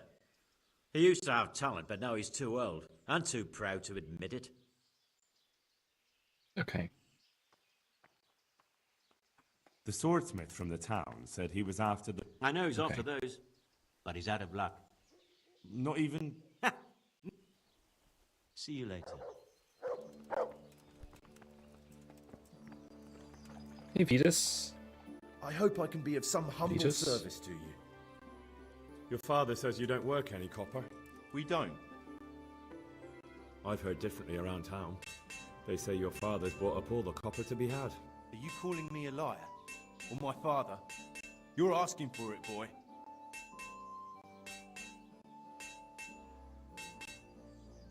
You're right. It's nothing to me either way. Right. So clear off. I mean, beside the fact I'm here on behalf of the Royal Burgrave Saradze Cobbler, investigating a grievous crime against the crown. What? What are you talking about? I'd let you read my bill of authority, but I doubt you're educated enough to understand it. I'm so sorry. I didn't realise. If I'd known, of course I wouldn't. I mean... Harsh. You understand, don't you? Stop prattling, for God's sake, and start telling me the truth. What's the story with the copper at your forge? You're right. We do make copper sheets here at night. So why all the secrecy about it? Father forbade me to talk about it. I don't know why. I didn't ask. Who buys those sheets from you? I don't know. I've never set eyes on him. Father doesn't like to talk about it. Okay. Your father has some serious explaining to do. I'm so sorry. If I'd known who you were, I'd never have taken such liberties. Very well. That's fine. Never mind. You weren't to know who I am. You were just protecting your father's business interests like any good son. Thank you. Good luck then. You're probably going to inherit his forge, though. Just a thought. So back to that copper, Master Blacksmith. What? I thought I told you I don't work with copper. Your son put it quite differently. What's that? What are you blabbering on about? Don't be angry with him. I didn't give him any choice. All right. I suppose there's no point lying. We do make copy sheets here, and I wanted to keep it quiet. Why? Pays me good money, and the people I do it for. I wouldn't want to get on the wrong side of them. Did they threaten you? They didn't have to.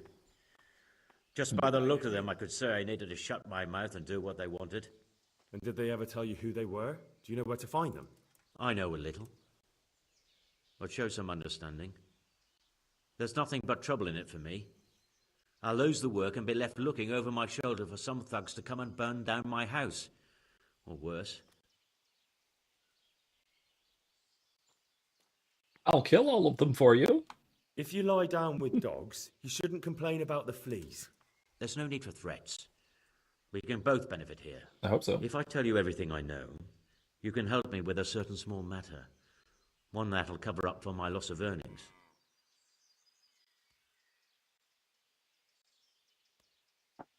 Sure, I can help you. That's fine. So what are we talking about? I recently tried to buy Master Armourer Otto Rabstein's business for my son Vitus, but that old fool wouldn't listen to reason. He said he couldn't understand his legacy being taken over by a clod like my Vitus. Despite the insult, I doubled my offer, but Master Otto still wouldn't budge. And what is it you need from me? I thought I'd show Otto that Vitus isn't such a dolt as he thinks, but for that I need someone experienced in combat. What? Well, that doesn't sound so bad. Like, why, though? What's your plan? Otto's busy making a very pretty suit of armor for the bailiff. So I was thinking, if we could show that pretty armor of his is absolutely useless, he'd be disgraced. And how am I supposed to see to that? Well, I'd reckon we'd arrange a duel of champions with bludgeons. You'll put on Vitus's armor, and Otto will send his champion in that tin shit of his. You invite the bailiff to watch, and Otto will be made a laughingstock in front of everyone. And what do I get out of it? What we already agreed. I'll give up dealing in copper, and I'll tell you everything I know about what's been going on. Sure, why not? I'll get to work on it. Wonderful. Go to Otto first and talk him into it. Then go to the bailiff so he can announce it and get spectators. The more people see it, the better. We'll bring the armor to you at the combat arena. Good luck then. Okay, sounds good to me. Honestly, perfectly fine plan. No problem at all. I'm okay with this one. This is the least horrendously dishonest thing we've done all night.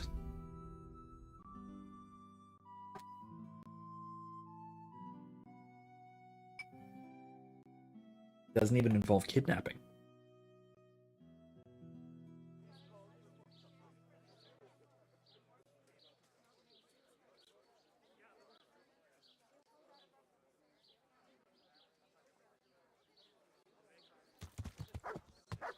Lean, fatty, marbled, meats of all kinds. Let's run over here and talk to Otto. Hey, why are you coming in here?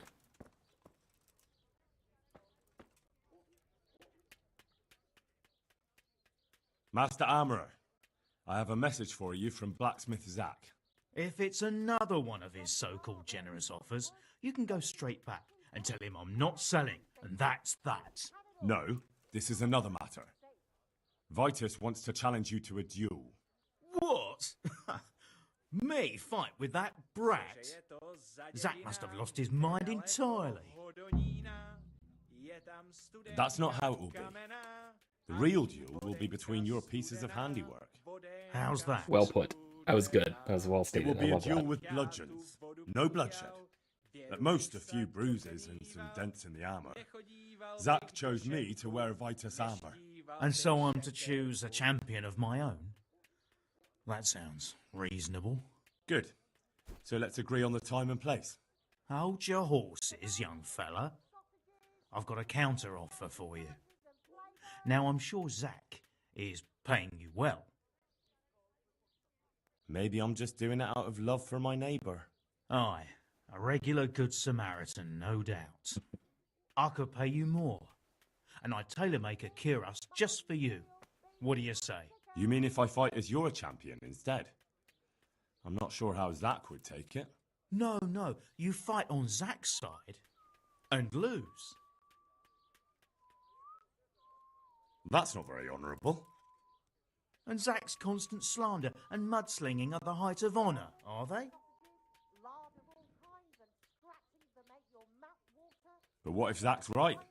You're not as young as you used to be, and Vitus has trained with renowned masters. What?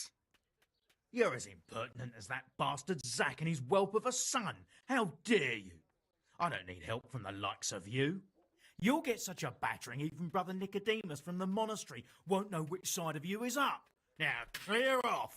Not until you tell me where and when we should meet. I don't know. Sort Oh, it out boy. with the bailiff. He should come anyway, so I don't get the blame when you get beaten to a pulp. Fair enough. Sounds like fun to me. Thankfully, I'm really good at beating the living hell out of people. I would go so far as to say that that is what Henry is absolutely best at.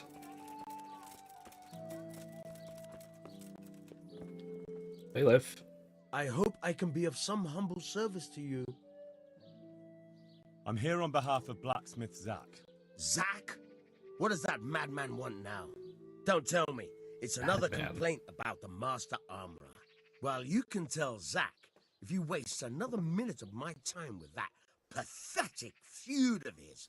Uh-oh. I'll have him up for disrespecting the office of the bailiff. No, it's not a complaint this time. In fact, Zack came up with an idea to settle the dispute once and for all. Is that so? Well, that's a different kettle of fish. That's just what I was after. You have my full attention, friend. What's his plan? A duel. Jesus Christ! Has he lost his wits entirely? Oh, gosh. Don't worry, Goodman Bailiff. No one will get killed. It will only be a duel with bludgeons. Zack chose me as his champion. I'll be wearing a suit of armour made by his son, Vitus, and I'll fight Otter's champion. Whoever falls first, loses. That sounds like a fine spectacle for the village green. Okay. Naturally, I'll have to be present to ensure nothing untoward happens. Your presence is certainly expected, Bailiff. We'd like you to referee the whole duel. Very well. We'll have it on the marketplace in the front of the church. But when? That's up to you. We can announce it right now. Yes. Let's. I'll have it announced around town. You come along at just the right time. It'll be a fine show for the townsfolk, and I'll finally get that pair and their constant squabbling off my back. May the Lord watch over you. This is ridiculous, but it's not, honestly, it's fine. It's not a bad idea. This is a decent way to prove the worth of his son as a blacksmith. Good citizens of Sasau, our township has long been plagued by a protracted dispute. As you are no doubt aware, Zack, the blacksmith of the monastery courtyard, and Master Armourer Otto Rabstein have been, for some time, at odds. Which one am I? And in so much as it behoves my office as bailiff to settle such disputes and maintain peace and order, I have decided to resolve the blacksmith's quarrel by unconventional means, whilst affording an entertaining spectacle. In short, we shall let them knock each other's teeth out.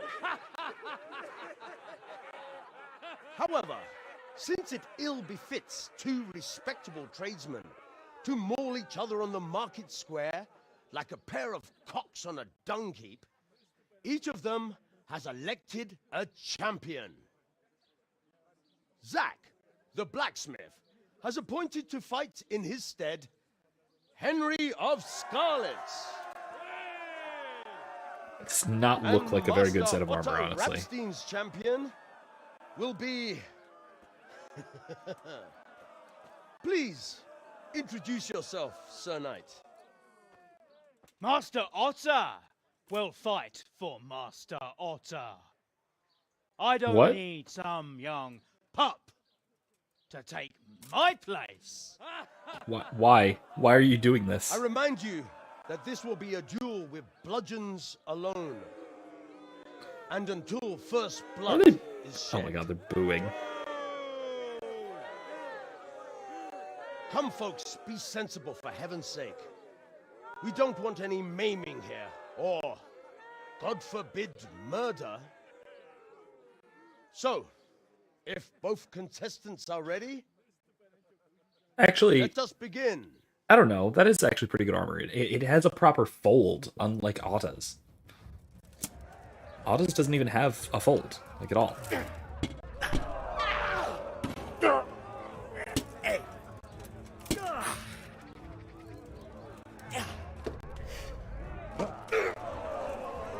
Fucking hell.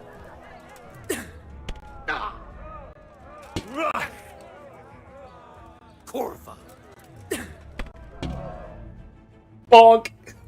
That was a really good hit. Oh man, that was a good counter too. You kicked That's that a old good one. bastard's arse, Henry. His ears will be ringing for a month. Now everyone will see who knows how to make armor and who's all hot air. That girl from the monastery. Oh, that's her. What happened with her anyway? It was as easy as falling off a log. A bit. Any That's other what I business overheard. disputes you'd like me to sort out for you? I might have, lad, but not any you can solve with a bludgeon.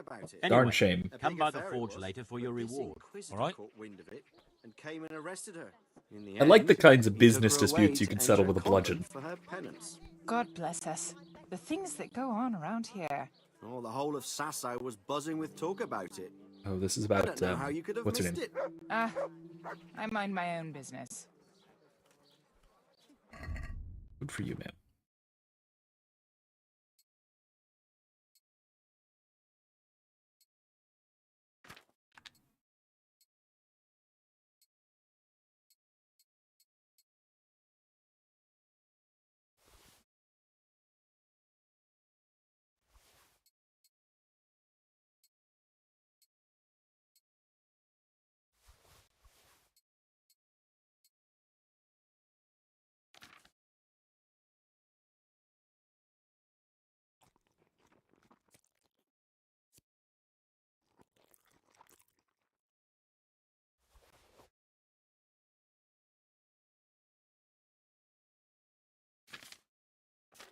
Okay.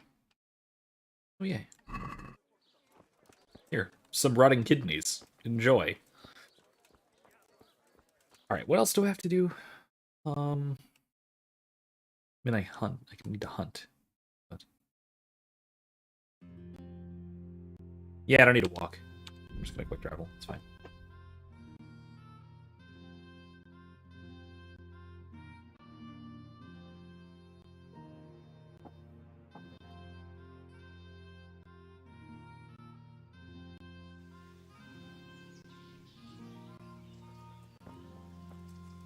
Oh, I am a little bit drunk. Oh, I'm a little bit. I'm rather drunk.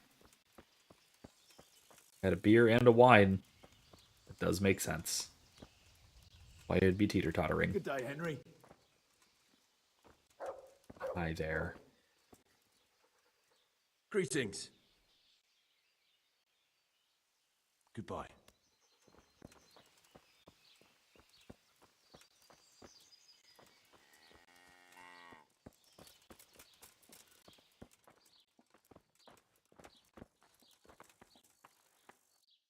God save you. See you later.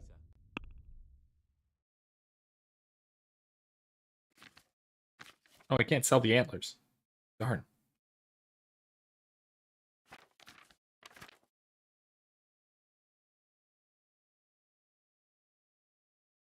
Alright, well. Sell some of the honey. Need all this.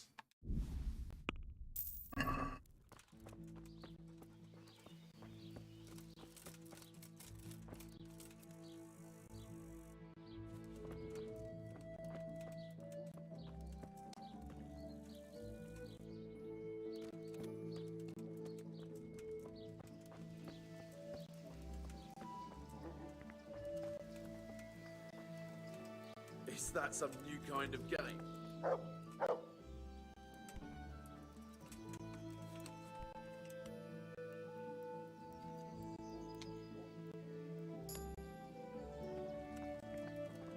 Okay. Just checking to see if he was holding a piece of the sword of Queen Sheba. No. Let's just wait an hour. Wait for him to get back.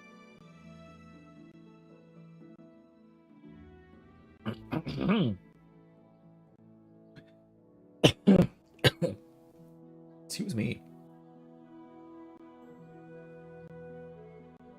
Alright. There he is. I hope I can be of help to you, Knight.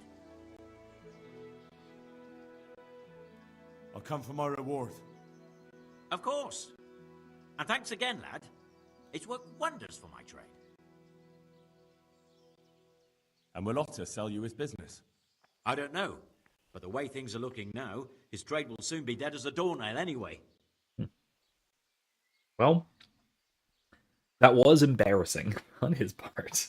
I'm glad your trade Very is going unwise. Well. Now, about our little deal. Ah, that little matter. Right. So, out with it. How was it all arranged? One evening I got a visit from this scruffy beggar calling himself Rapota. He had a yellow cape on and kept whistling to himself.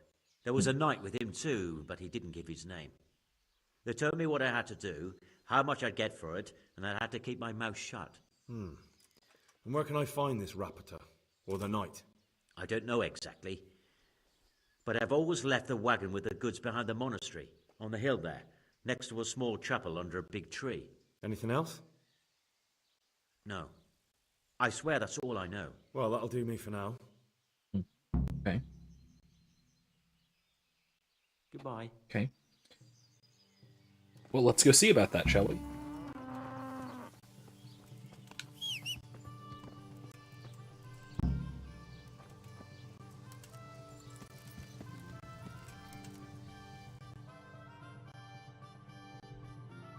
What does it want me to do here?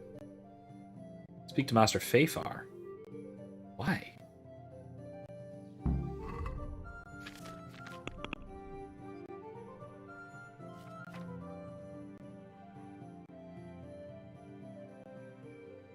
Oh, find where they get the Quicksilver.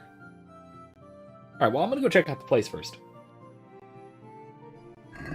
Ooh, Ericas, I wonder what quest from Kingdom Come would be good in your homebrew. That's a good question.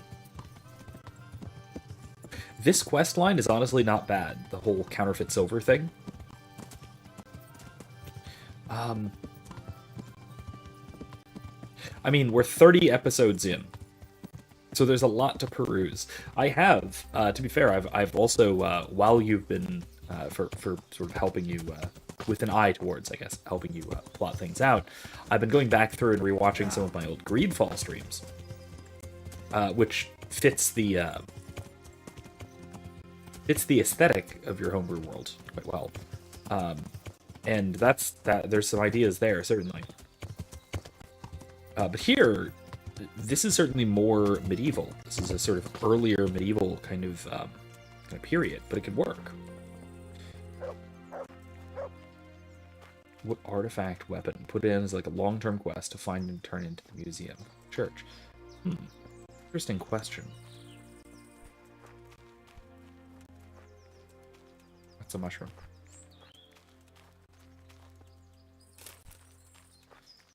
That is a good question.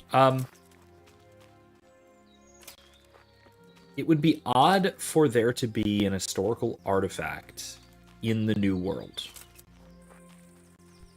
And if there were, it would certainly change everyone's view on world history, so to speak. And that is not something that you really would want to do right away, right?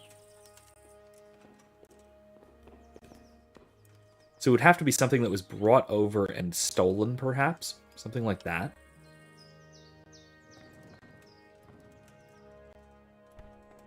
Oh.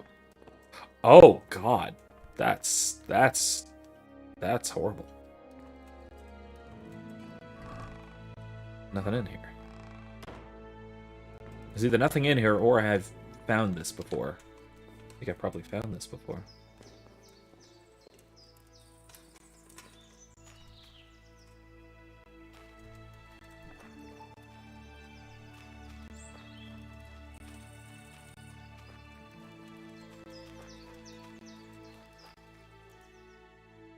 Okay.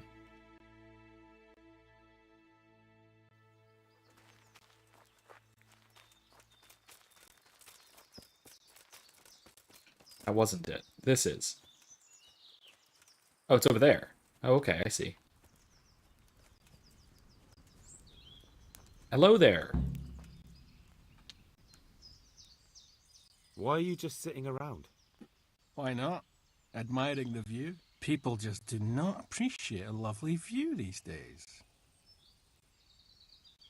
I mean, yeah, he's right. Does the name Rapita ring any bells for you? Rapota, you say? Rapota. That's not how I pronounced it. No, I can't hear any bells ringing at all. So, by the way, that is that's a great way to. Oh, geez. Sorry for the drop frames. This is weird. That is a great way of checking on someone to see if they know what you're talking about. If they don't want to admit to something, you can always just mispronounce it and see if they correct you. Of course, it didn't work here for some reason, but am I really this jittery on the stream?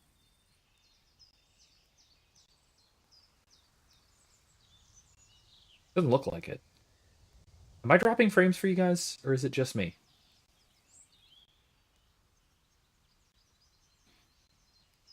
No, I guess it's just me. It's pretty bad, though. Oh, no, I am. I don't know why. Counting... Okay, hold on. Give me 1 second. I'm going to disappear and then reappear real quick. Am I back? Hello? I might be back. Okay, it seems like I'm back, and it seems like I'm not having any trouble anymore. At least I hope not. Let's see. If it gets all jittery, somebody warn me. Look, you little jester, I'm investigating a crime against the king on the direct orders of Sir Radzig. Are you really going to keep pretending you don't know anything? Hang on! What's all this about a crime against the king? I'm just keeping an eye on things.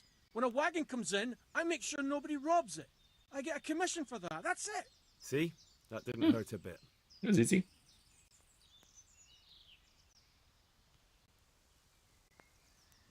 Where's Rapita? I don't know. He's been staying in town lately. He hardly ever shows up here. It seems he's keeping an eye on someone there. I don't know who. Uh-oh. Who comes to fetch them? I don't know. Some people. They don't speak, just look mean. Take the goods and go. Bit of friendly advice. You're wasting your time here. Rapita's scarpered and won't be coming back this way anytime soon. You might as well pack up and go home. What? That bastard owes me a dozen groschen. Damn it! Now what? Ah, well, no use hanging around here anyway. In any case, thanks for the information. I could have been stuck here for weeks. Well, good. Wonderful.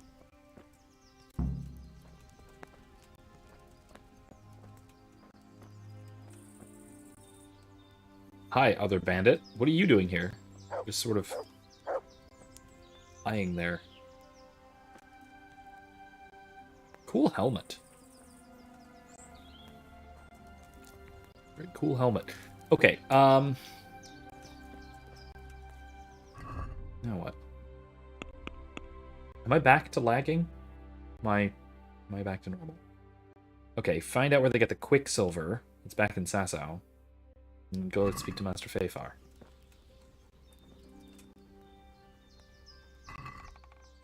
Nothing of use.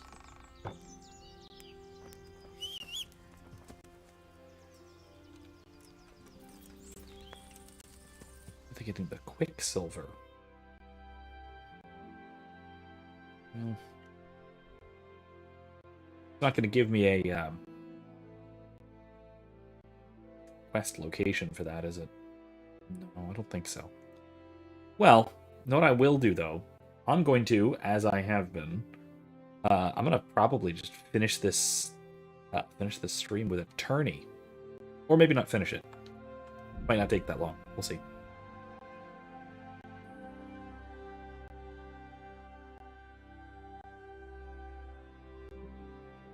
Oh, jeez. It's going to be nighttime, isn't it? Oops.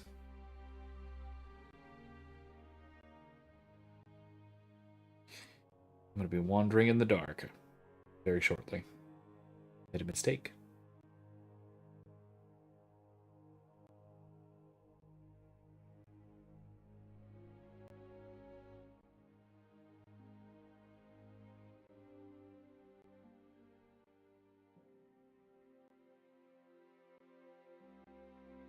I'm about to be harassed by guards, and that's going to stop me.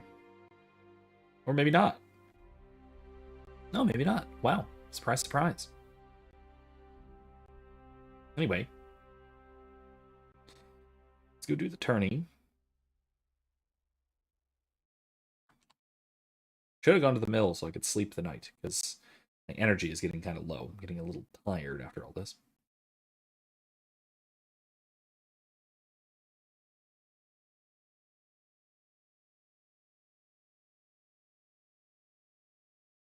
Oh gosh, I can tell by the slow movement that yes, I'm being harassed by guards as I just wander on past.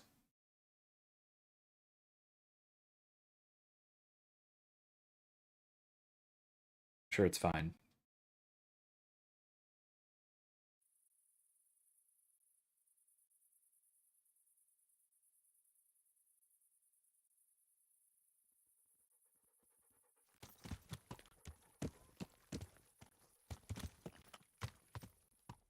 Okay, yeah, I'm gonna go over to the mill.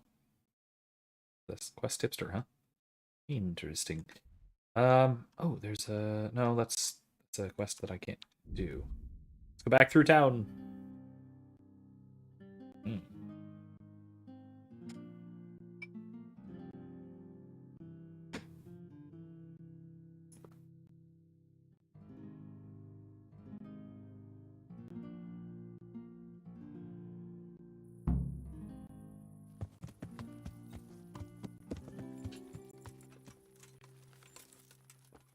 Yeah, I'm not quite sure what other quests from this game would be really good for setting.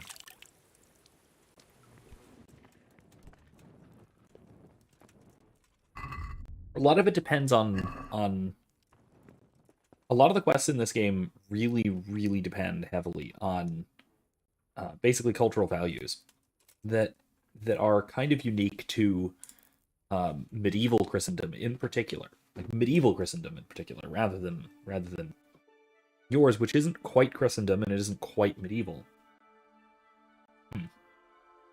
So I don't know.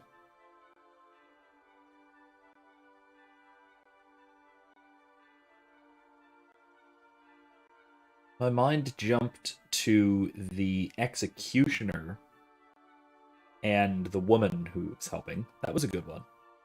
That was a good quest. Like, basically embarrassing another executioner kind of thing.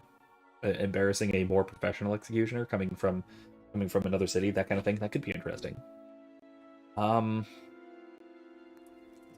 Another big difference between this game and yours and your setting is just the fact that civilization here is very established, very thoroughly well established.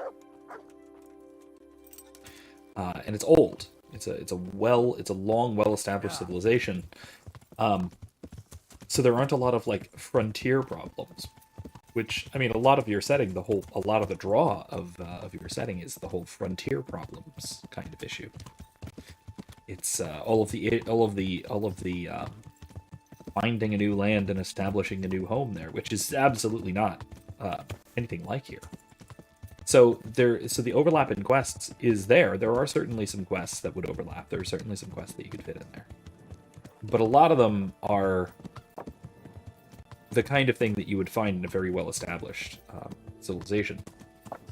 Not everything. Some of them it wouldn't matter too much. I'm trying to think exactly what else.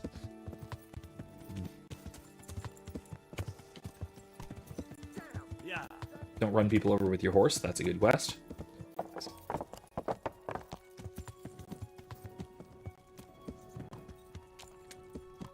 Ow! Ow! Learn how to ride a horse, idiot. Get out of the way. I'm riding here. Let's wait another hour.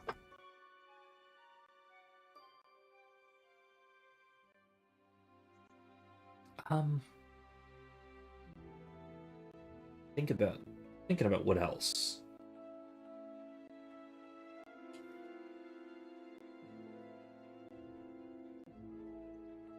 I do like the two competing huntsmen thing. That might fit up in oh gosh, what's it called?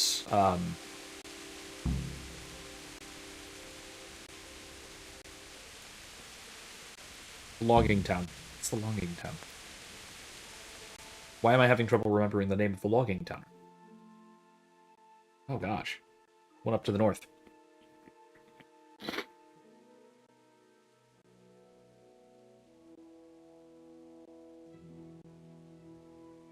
That might work there, though. That might work pretty well there.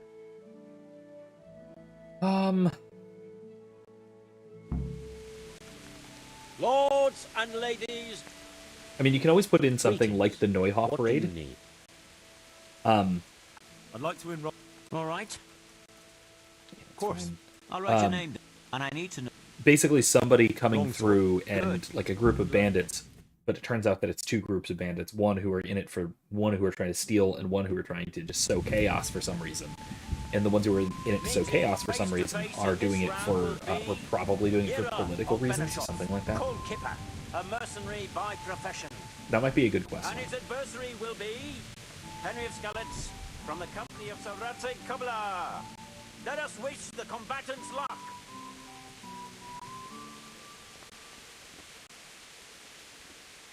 All is prepared for the first Dueling in the rain and mud.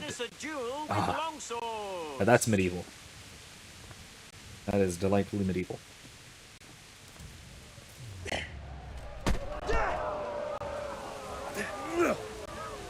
Come over here.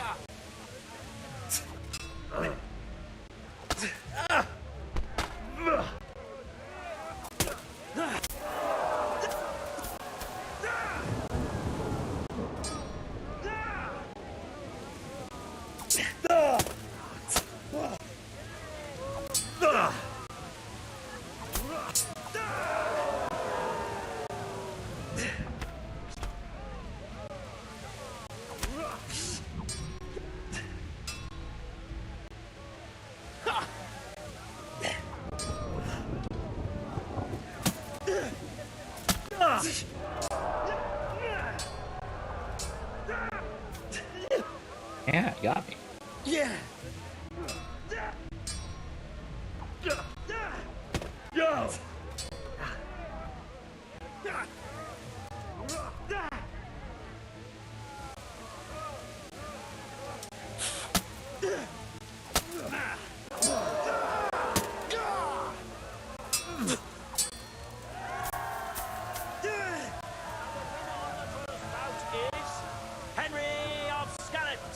Yeah, Oakvale. Thank you, Oakvale. Why couldn't I remember that? Don't know why I couldn't remember that. Change weapons for the second bout. Our combatants will demonstrate their skills with short sword and shield.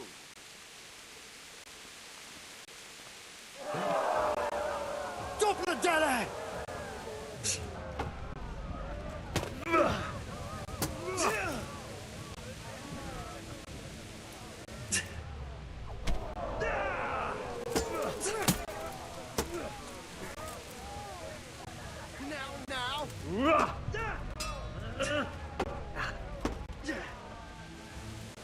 Bugger!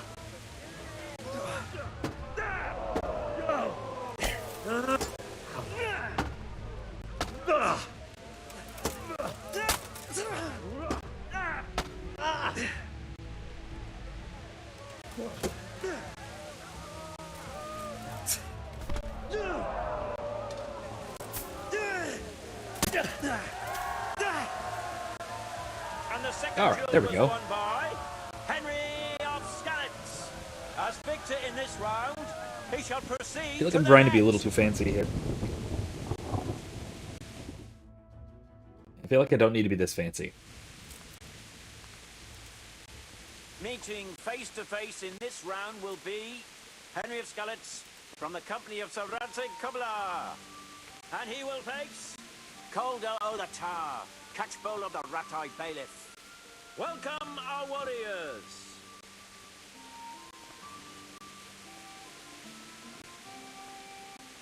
And this very first bout will afford plenty of entertainment. We will witness a duel with longswords. Of course. As one does, I suppose.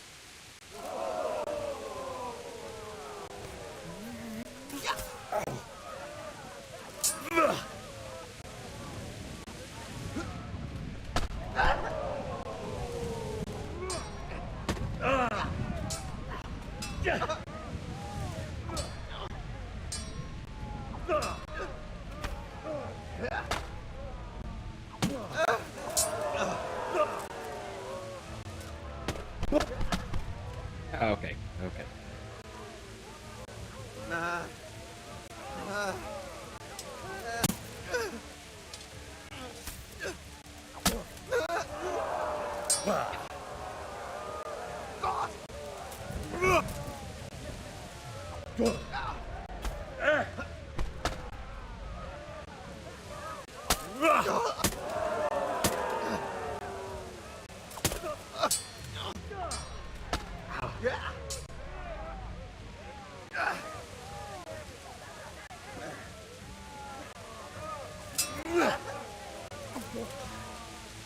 Wait.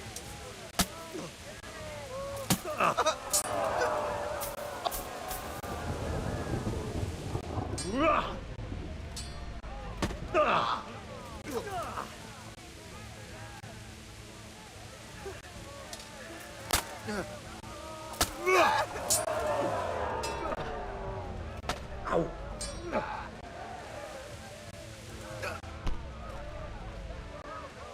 Did I miss him with that?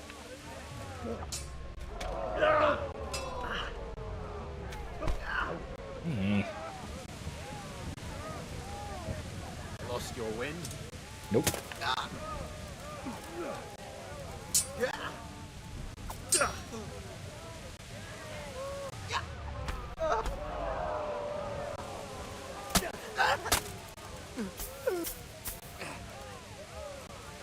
Cunt!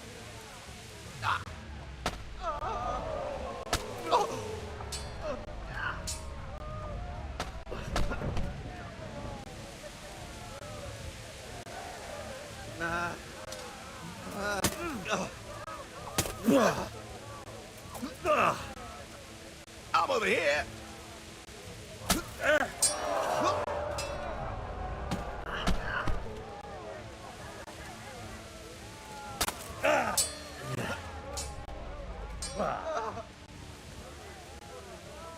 Come and get it.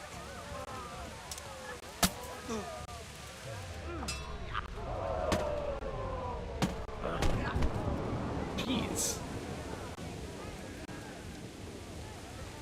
Am I out of practice or what?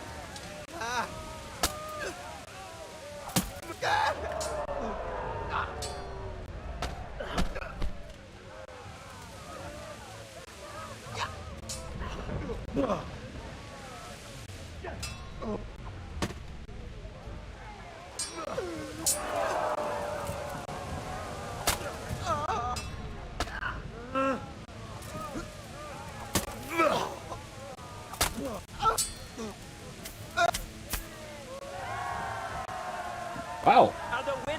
That was way closer than it should have been. Maybe I am out of practice. Maybe I'm just trying to be too fancy. I don't know.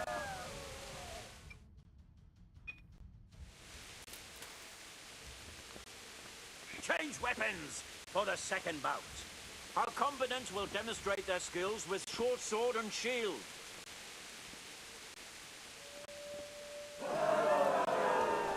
Fucker!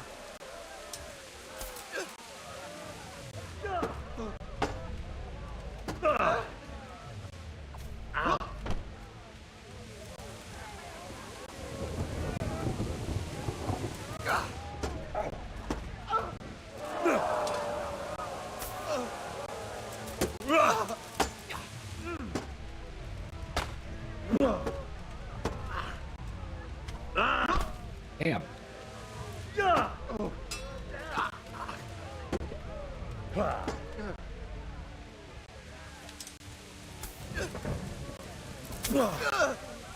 That's it.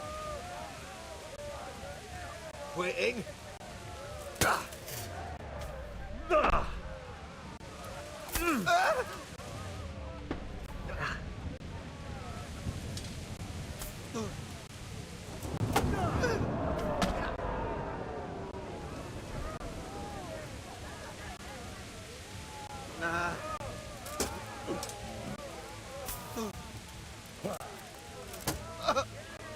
Curse it!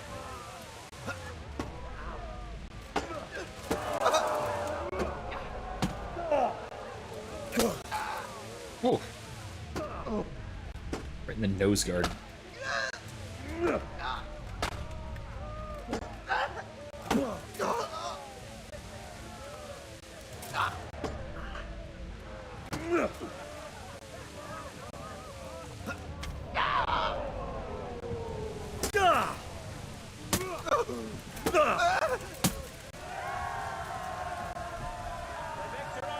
There we go.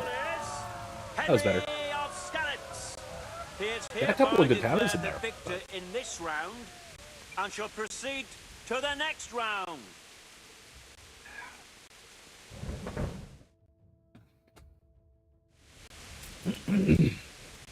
Ooh. The first combatant will be Henry of Skalitz from the company of Savrate Kubla, and his adversary will be Laszlo, Hungarian warrior and Turk slayer at Nicopolis. Nicopolis. Welcome, our warriors. Huh. From the Crusades, I suppose. The combatants have entered the arena, and the first duel may commence. We will witness a duel with longswords.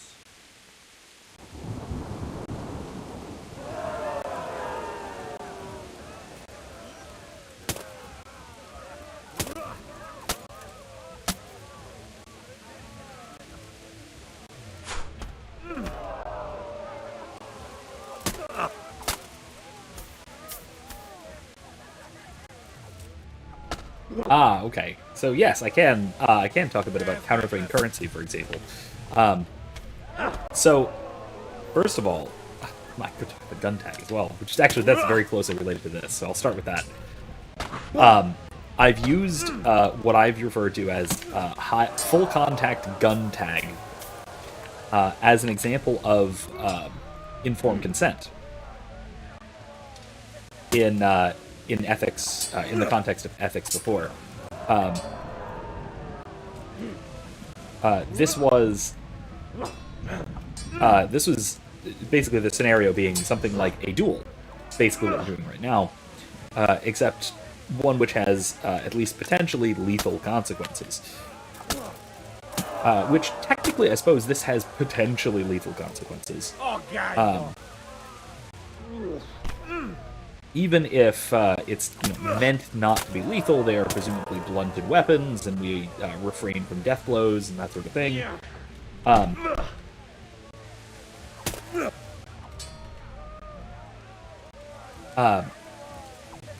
It's basically a special case of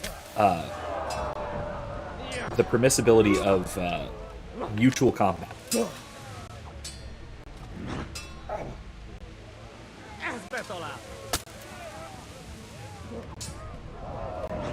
And so I've used the example of what I've called full contact gun tag arenas.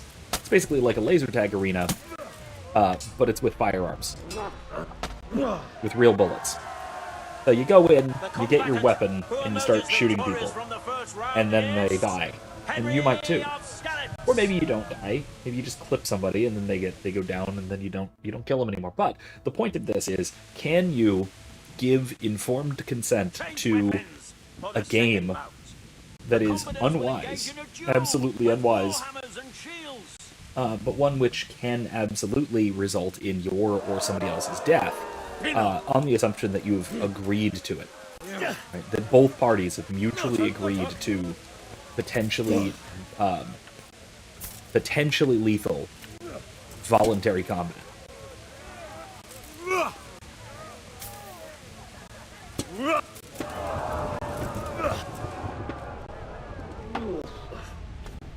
Ow! Wouchies. And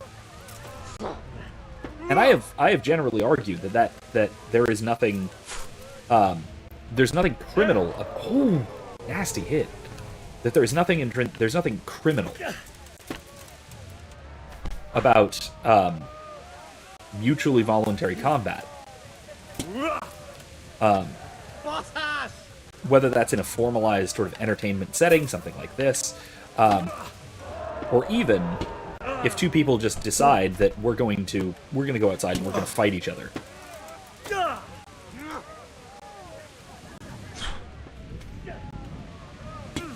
Donk. I keep getting this guy right on the noggin. How is he still up?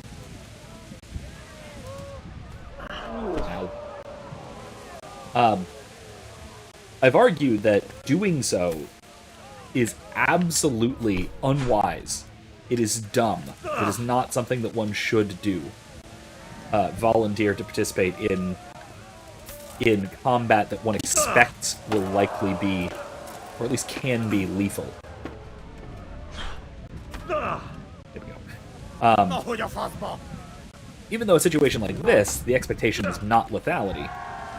And so, see, there we go. The expectation is not lethality, and so this is far less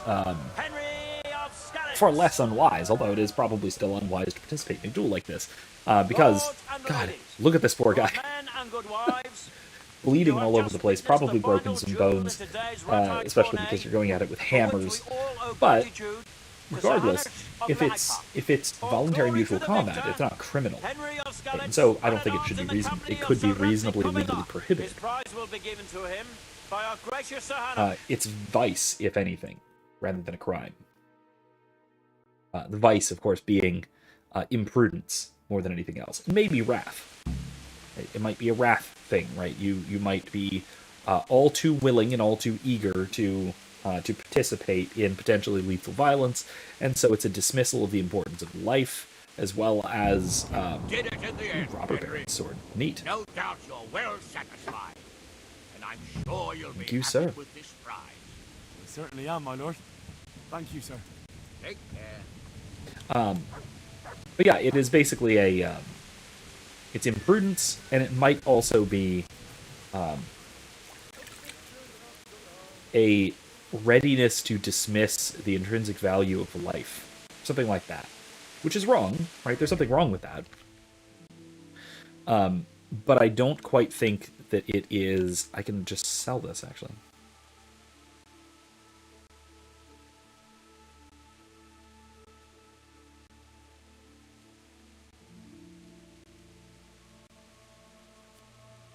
Okay. So it's got an inglorious history, but that's okay. Yeah, so full contact gun tag arena. I think you could reasonably, have a waiver and sign away your, broadly speaking, your right to life in such a situation, or at least your expectation of continued living. I think you could sign away that in a case like this.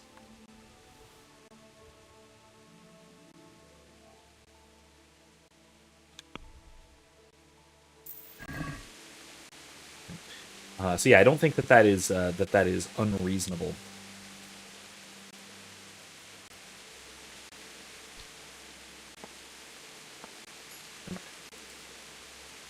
pieces of that sword.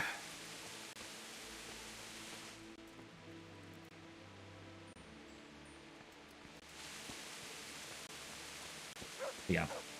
I think that sort of thing is non-criminal, at the very least.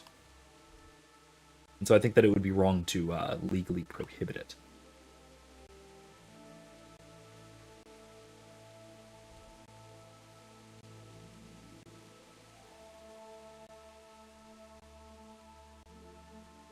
There's a roe deer near Ledechko.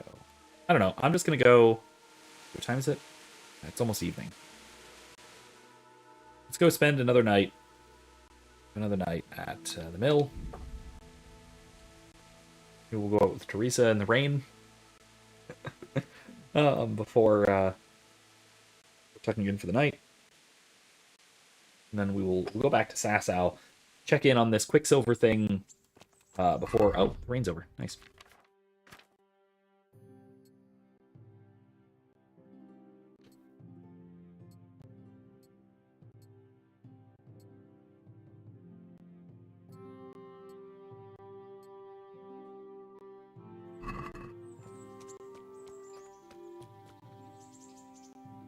I've got something for you. I got them from Uncle Peshek. Just don't go poking them where you shouldn't. They're lockpicks. They're not really intended for poking in your own locks. True, but at least don't get caught. And if you do, you didn't get them from me. Wouldn't you like to take a stroll somewhere? I'd love to. Anyway. Yeah, that is... My point about this, I think, is my main point would be to point out that it is not intrinsically wrong, or it's not criminal. It might be wrong, but it's not criminal for agreed upon mutual combat. Where the hell are we going in 0 minutes? Are we going all the way up to Privitslavitz? It looks like we're going to either Talmberg or Privitslavitz. It looks like we're going to Privitslavitz. Yeah, if we were going to Talmberg, we would have turned. What in the world? Or no, we're not. We're going to Skalitz? We're going to where her brother died. Oh. Oh. I see. Okay, let's see. Oh, that was quite a long way. So, are you going to tell me why we came here? Here's where my brother is. Oh. I didn't realise. Sorry. I wanted to come back here, but I was afraid to come alone. Oh, very wise. It's still not safe in these parts. Sometimes I think it was my fault. If only I'd done more for him, he might still be alive. If we'd left the mine during the night with Matthew and the others, maybe it would all have ended differently. Maybe, but I doubt it. You said yourself that Samuel wouldn't have managed the journey. You did everything you could for him, and if you'd left during the night, you wouldn't have saved my life. I know. It's just so hard sometimes. I know I did everything, but it wasn't enough. How could God let it happen? I know that feeling. If I'd done things differently, maybe I could have saved my parents. But you can't let that take hold of you. You have to believe there's some sense in it all, in spite of everything. I'm not sure I can.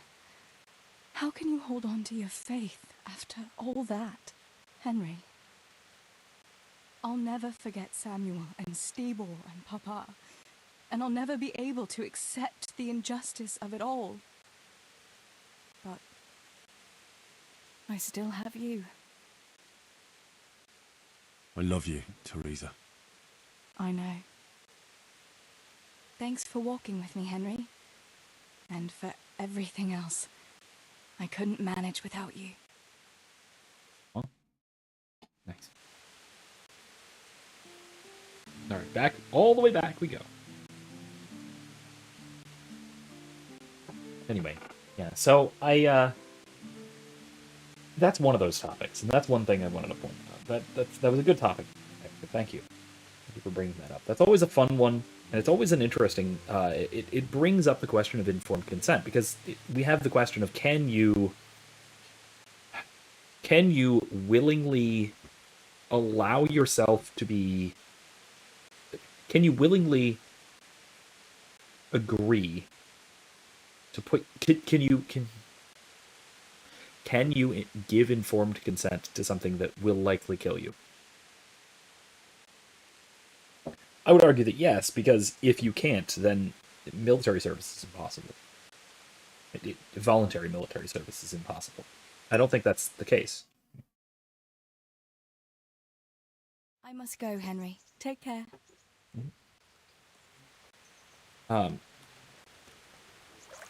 So yeah, I think that's actually, what am I doing? Why don't I just not wear all this and go sleep?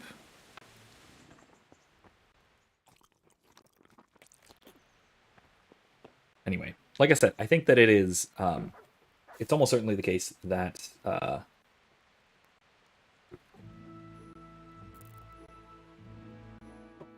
that doing something like this is perfectly permissible, especially facilitating it, right? So part of this is, can you, without committing a crime, without committing aggression against somebody, run or operate a full contact gun tag arena? In which case I would say yes. Now, you are in fact facilitating vice. You're facilitating people's bad decisions, but they're only bad decisions. So what you're doing is wrong, but they are in effect harming themselves for what they take to be their own benefit.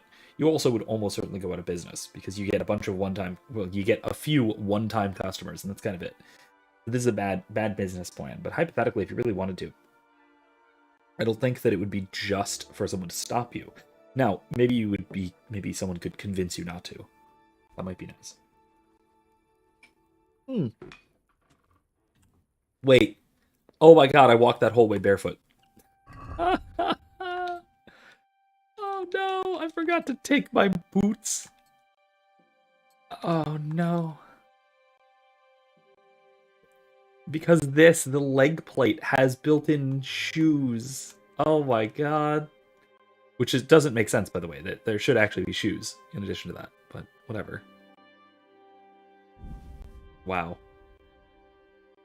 Whoops.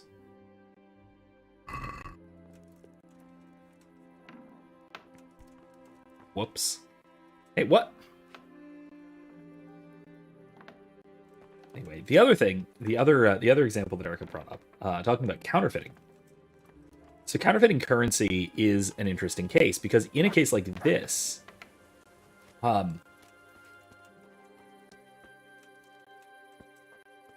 what you are always necessarily doing in a case of counterfeit is,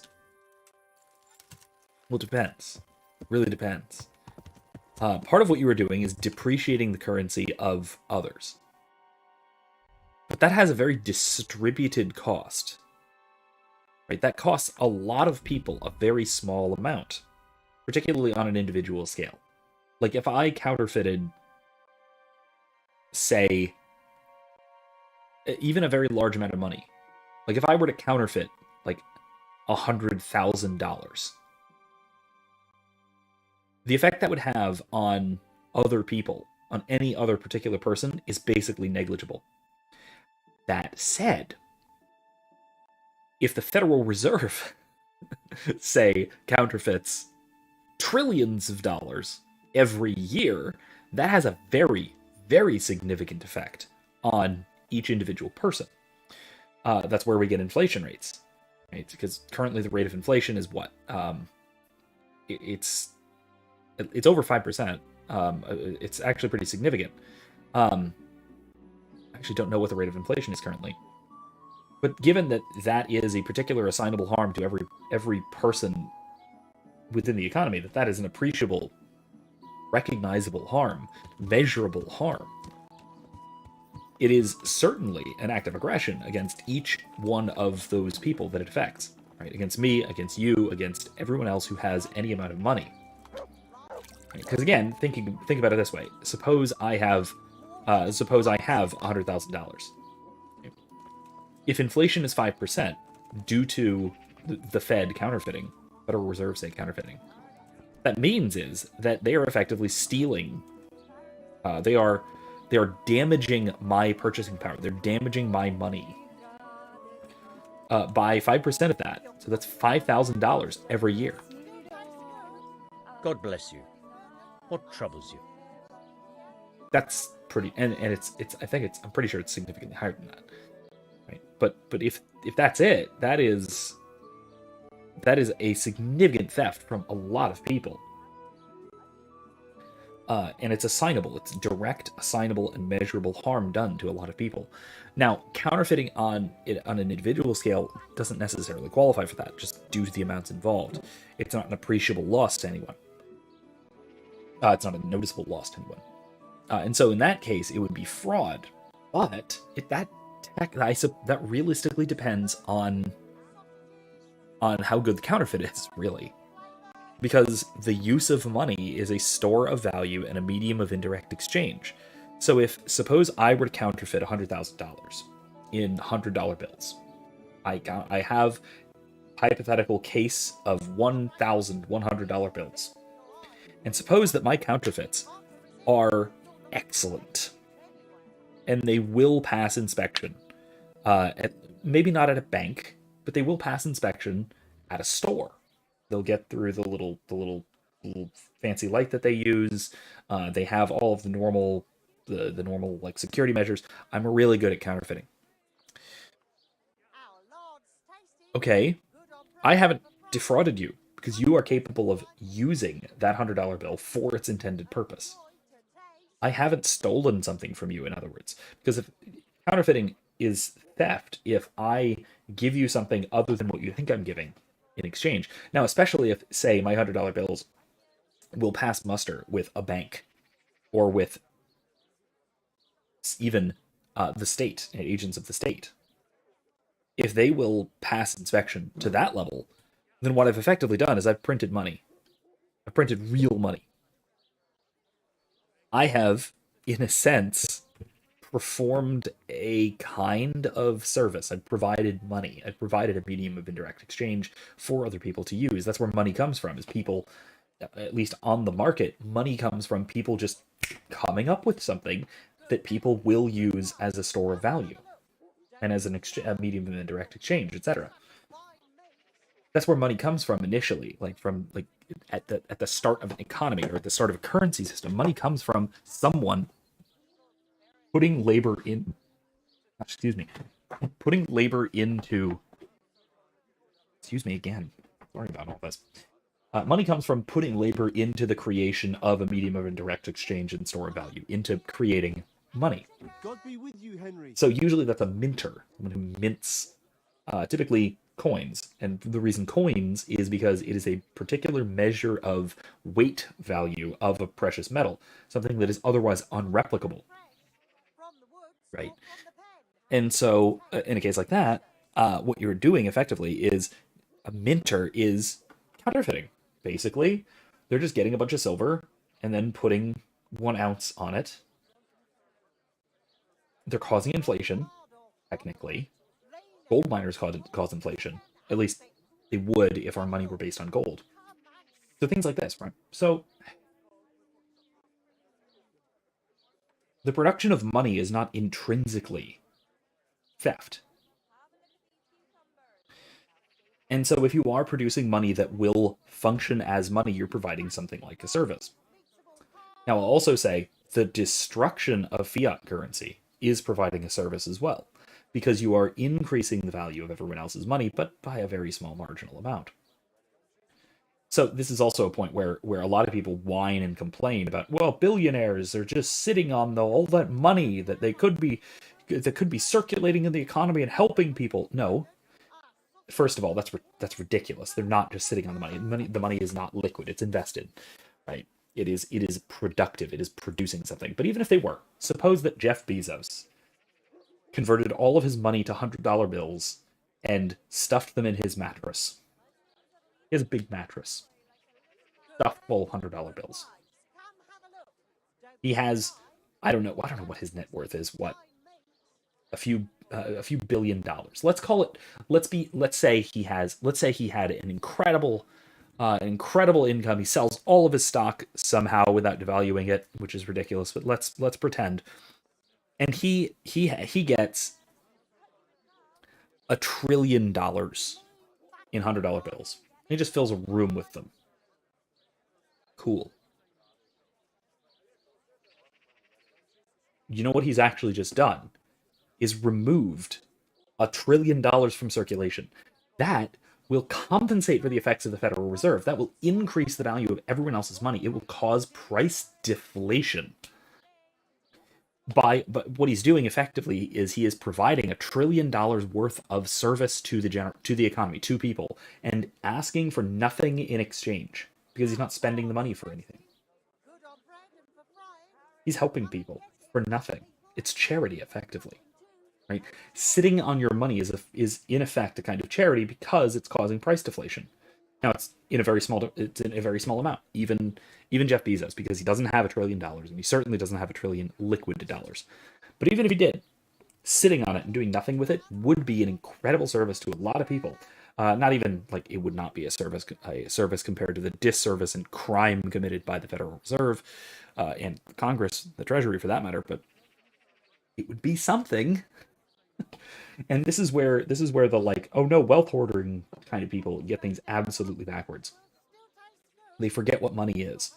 Money is an IOU. It's a medium of indirect exchange. So if I give Jeff Bezos money for my Amazon package, the thing I order on Amazon, and he does nothing with it, he has given me something for free.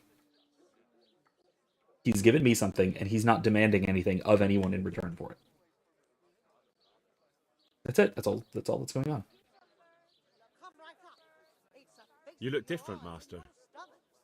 So as to fit in. I don't want it known that I'm in town. Okay. Right. So what have you found out so far? I found out where they get the copper sheets from. Really? So tell me. It's the smith on the monastery craftsman's yard. He supplies the counterfeiters. Do you know how he gets the goods to them? No. All I know is that someone called Rapporteur collected the goods. Not much, but it's a start. At least it's not a common name. Listen, Henry, I had another thought on the way here. Those counterfeiters have to have a punch die to make the fake coins. Yes, of course. Mm-hmm. That's sophisticated work. There's a man I know who works at the monastery yard, Master Engraver Jerome of Silesia. You don't suppose that he's... I've met that guy. No, not that, God forbid. I know him well. He'd never do anything like that. But he runs an engraving workshop, so he might have heard something. Or he might have been robbed. Possible. But ask with tact. I don't want him getting offended. And I prefer you not to mention me at all. I'll try to think of something. Okay. Well, we'll do that next week then. All right. Take care. All right. Well, we're basically out of time, so that's what we're gonna do next time, and maybe some hunting, and maybe some stuff in Purvis Slavitz because we have some money now. Got some money saved up, so we can do some expansions in Purvis Slavitz. Let's see, actually. Where are we? There we go. Yeah, we can actually expand the Rathaus. Maybe next week. That'll be nice. Be a nice thing to do. Anyway, yeah, maybe we'll do that next week. Maybe we'll continue this quest next week, probably. So a lot of this is stuff we can do. We have a lot to do next week, and so we'll be continuing right from here next Wednesday. It is rapidly approaching the end of the semester, so I may be a little bit bogged down in grading, so I cannot guarantee we'll have a full-length stream next week, either Monday or Wednesday. We'll have to wait and see, but I am, at least still for now, planning on streaming Mass Effect Andromeda on Monday, and we're coming right back here for Kingdom Come Deliverance on Wednesday. I might need to wrap up early, like I said, just so I have some extra time to make sure that I've got everything graded and such. But we'll see. Should be okay. Should be okay next week. But if I need to cut anything short, I'll be sure to let everybody know. And maybe I will. What I've thought about doing, perhaps, is doing something like an unlisted grading stream on just for Discord friends, that sort of thing. just so we can sort of hang out while I'm going through and grading some things. That might work. That might be a fun time. Unlisted, of course. I wouldn't do that sort of thing publicly, but if you would like to hang out and watch, come and join in on Discord. We can chat about things while I go through assignments. Done that once or twice. Anyway, thank you all so much for joining me tonight. I had a wonderful time. We got some stuff done, although there's still plenty more to this game, and this is a long series, I can say for sure. Because as far as I understand it, we're like maybe halfway done with the main story quest. We've done a lot of the side quests, we've done most of the side content, honestly, actually, but there's a lot of main story quests still for us to do in this game, so we've got quite a bit ahead of us still. So, thank you all one more time for joining me. If you like what I'm doing and want to help me continue doing it, I always welcome any donations that you can send right down there at ko-fi.com/Professor McCoy. Any little bit that you send really, really helps. I've been thinking generally about perhaps actually getting some upgrade parts for my computer and for my PC that'll help me do this sort of thing, as well as some of the video editing kind of things and everything else that I wind up doing with it, business and personal, mostly business stuff. That it'll help with. So if that is something that you'd like to help with and help contribute to, it is a pretty considerable expense. So anything that you guys can do to help mitigate that, I appreciate immensely. So thank you all once again, even for joining me, and thank you for coming along on this stream. I will see you again on Monday for Mass Effect Andromeda, and again on Wednesday for Kingdom Come Deliverance. After things settle down grading-wise, expect a few more videos to come out as we go. I have some plans ahead, some things that I'd like to discuss and talk about, so those will be coming in the coming weeks. Like I said, as grading dies down a bit, we are approaching the end of the semester, busiest time of the year for me. So, anyway, thank you all one more time for joining me. I hope you all have a wonderful evening. I will see you next time, and remember, don't be safe, be well, and more importantly, be good.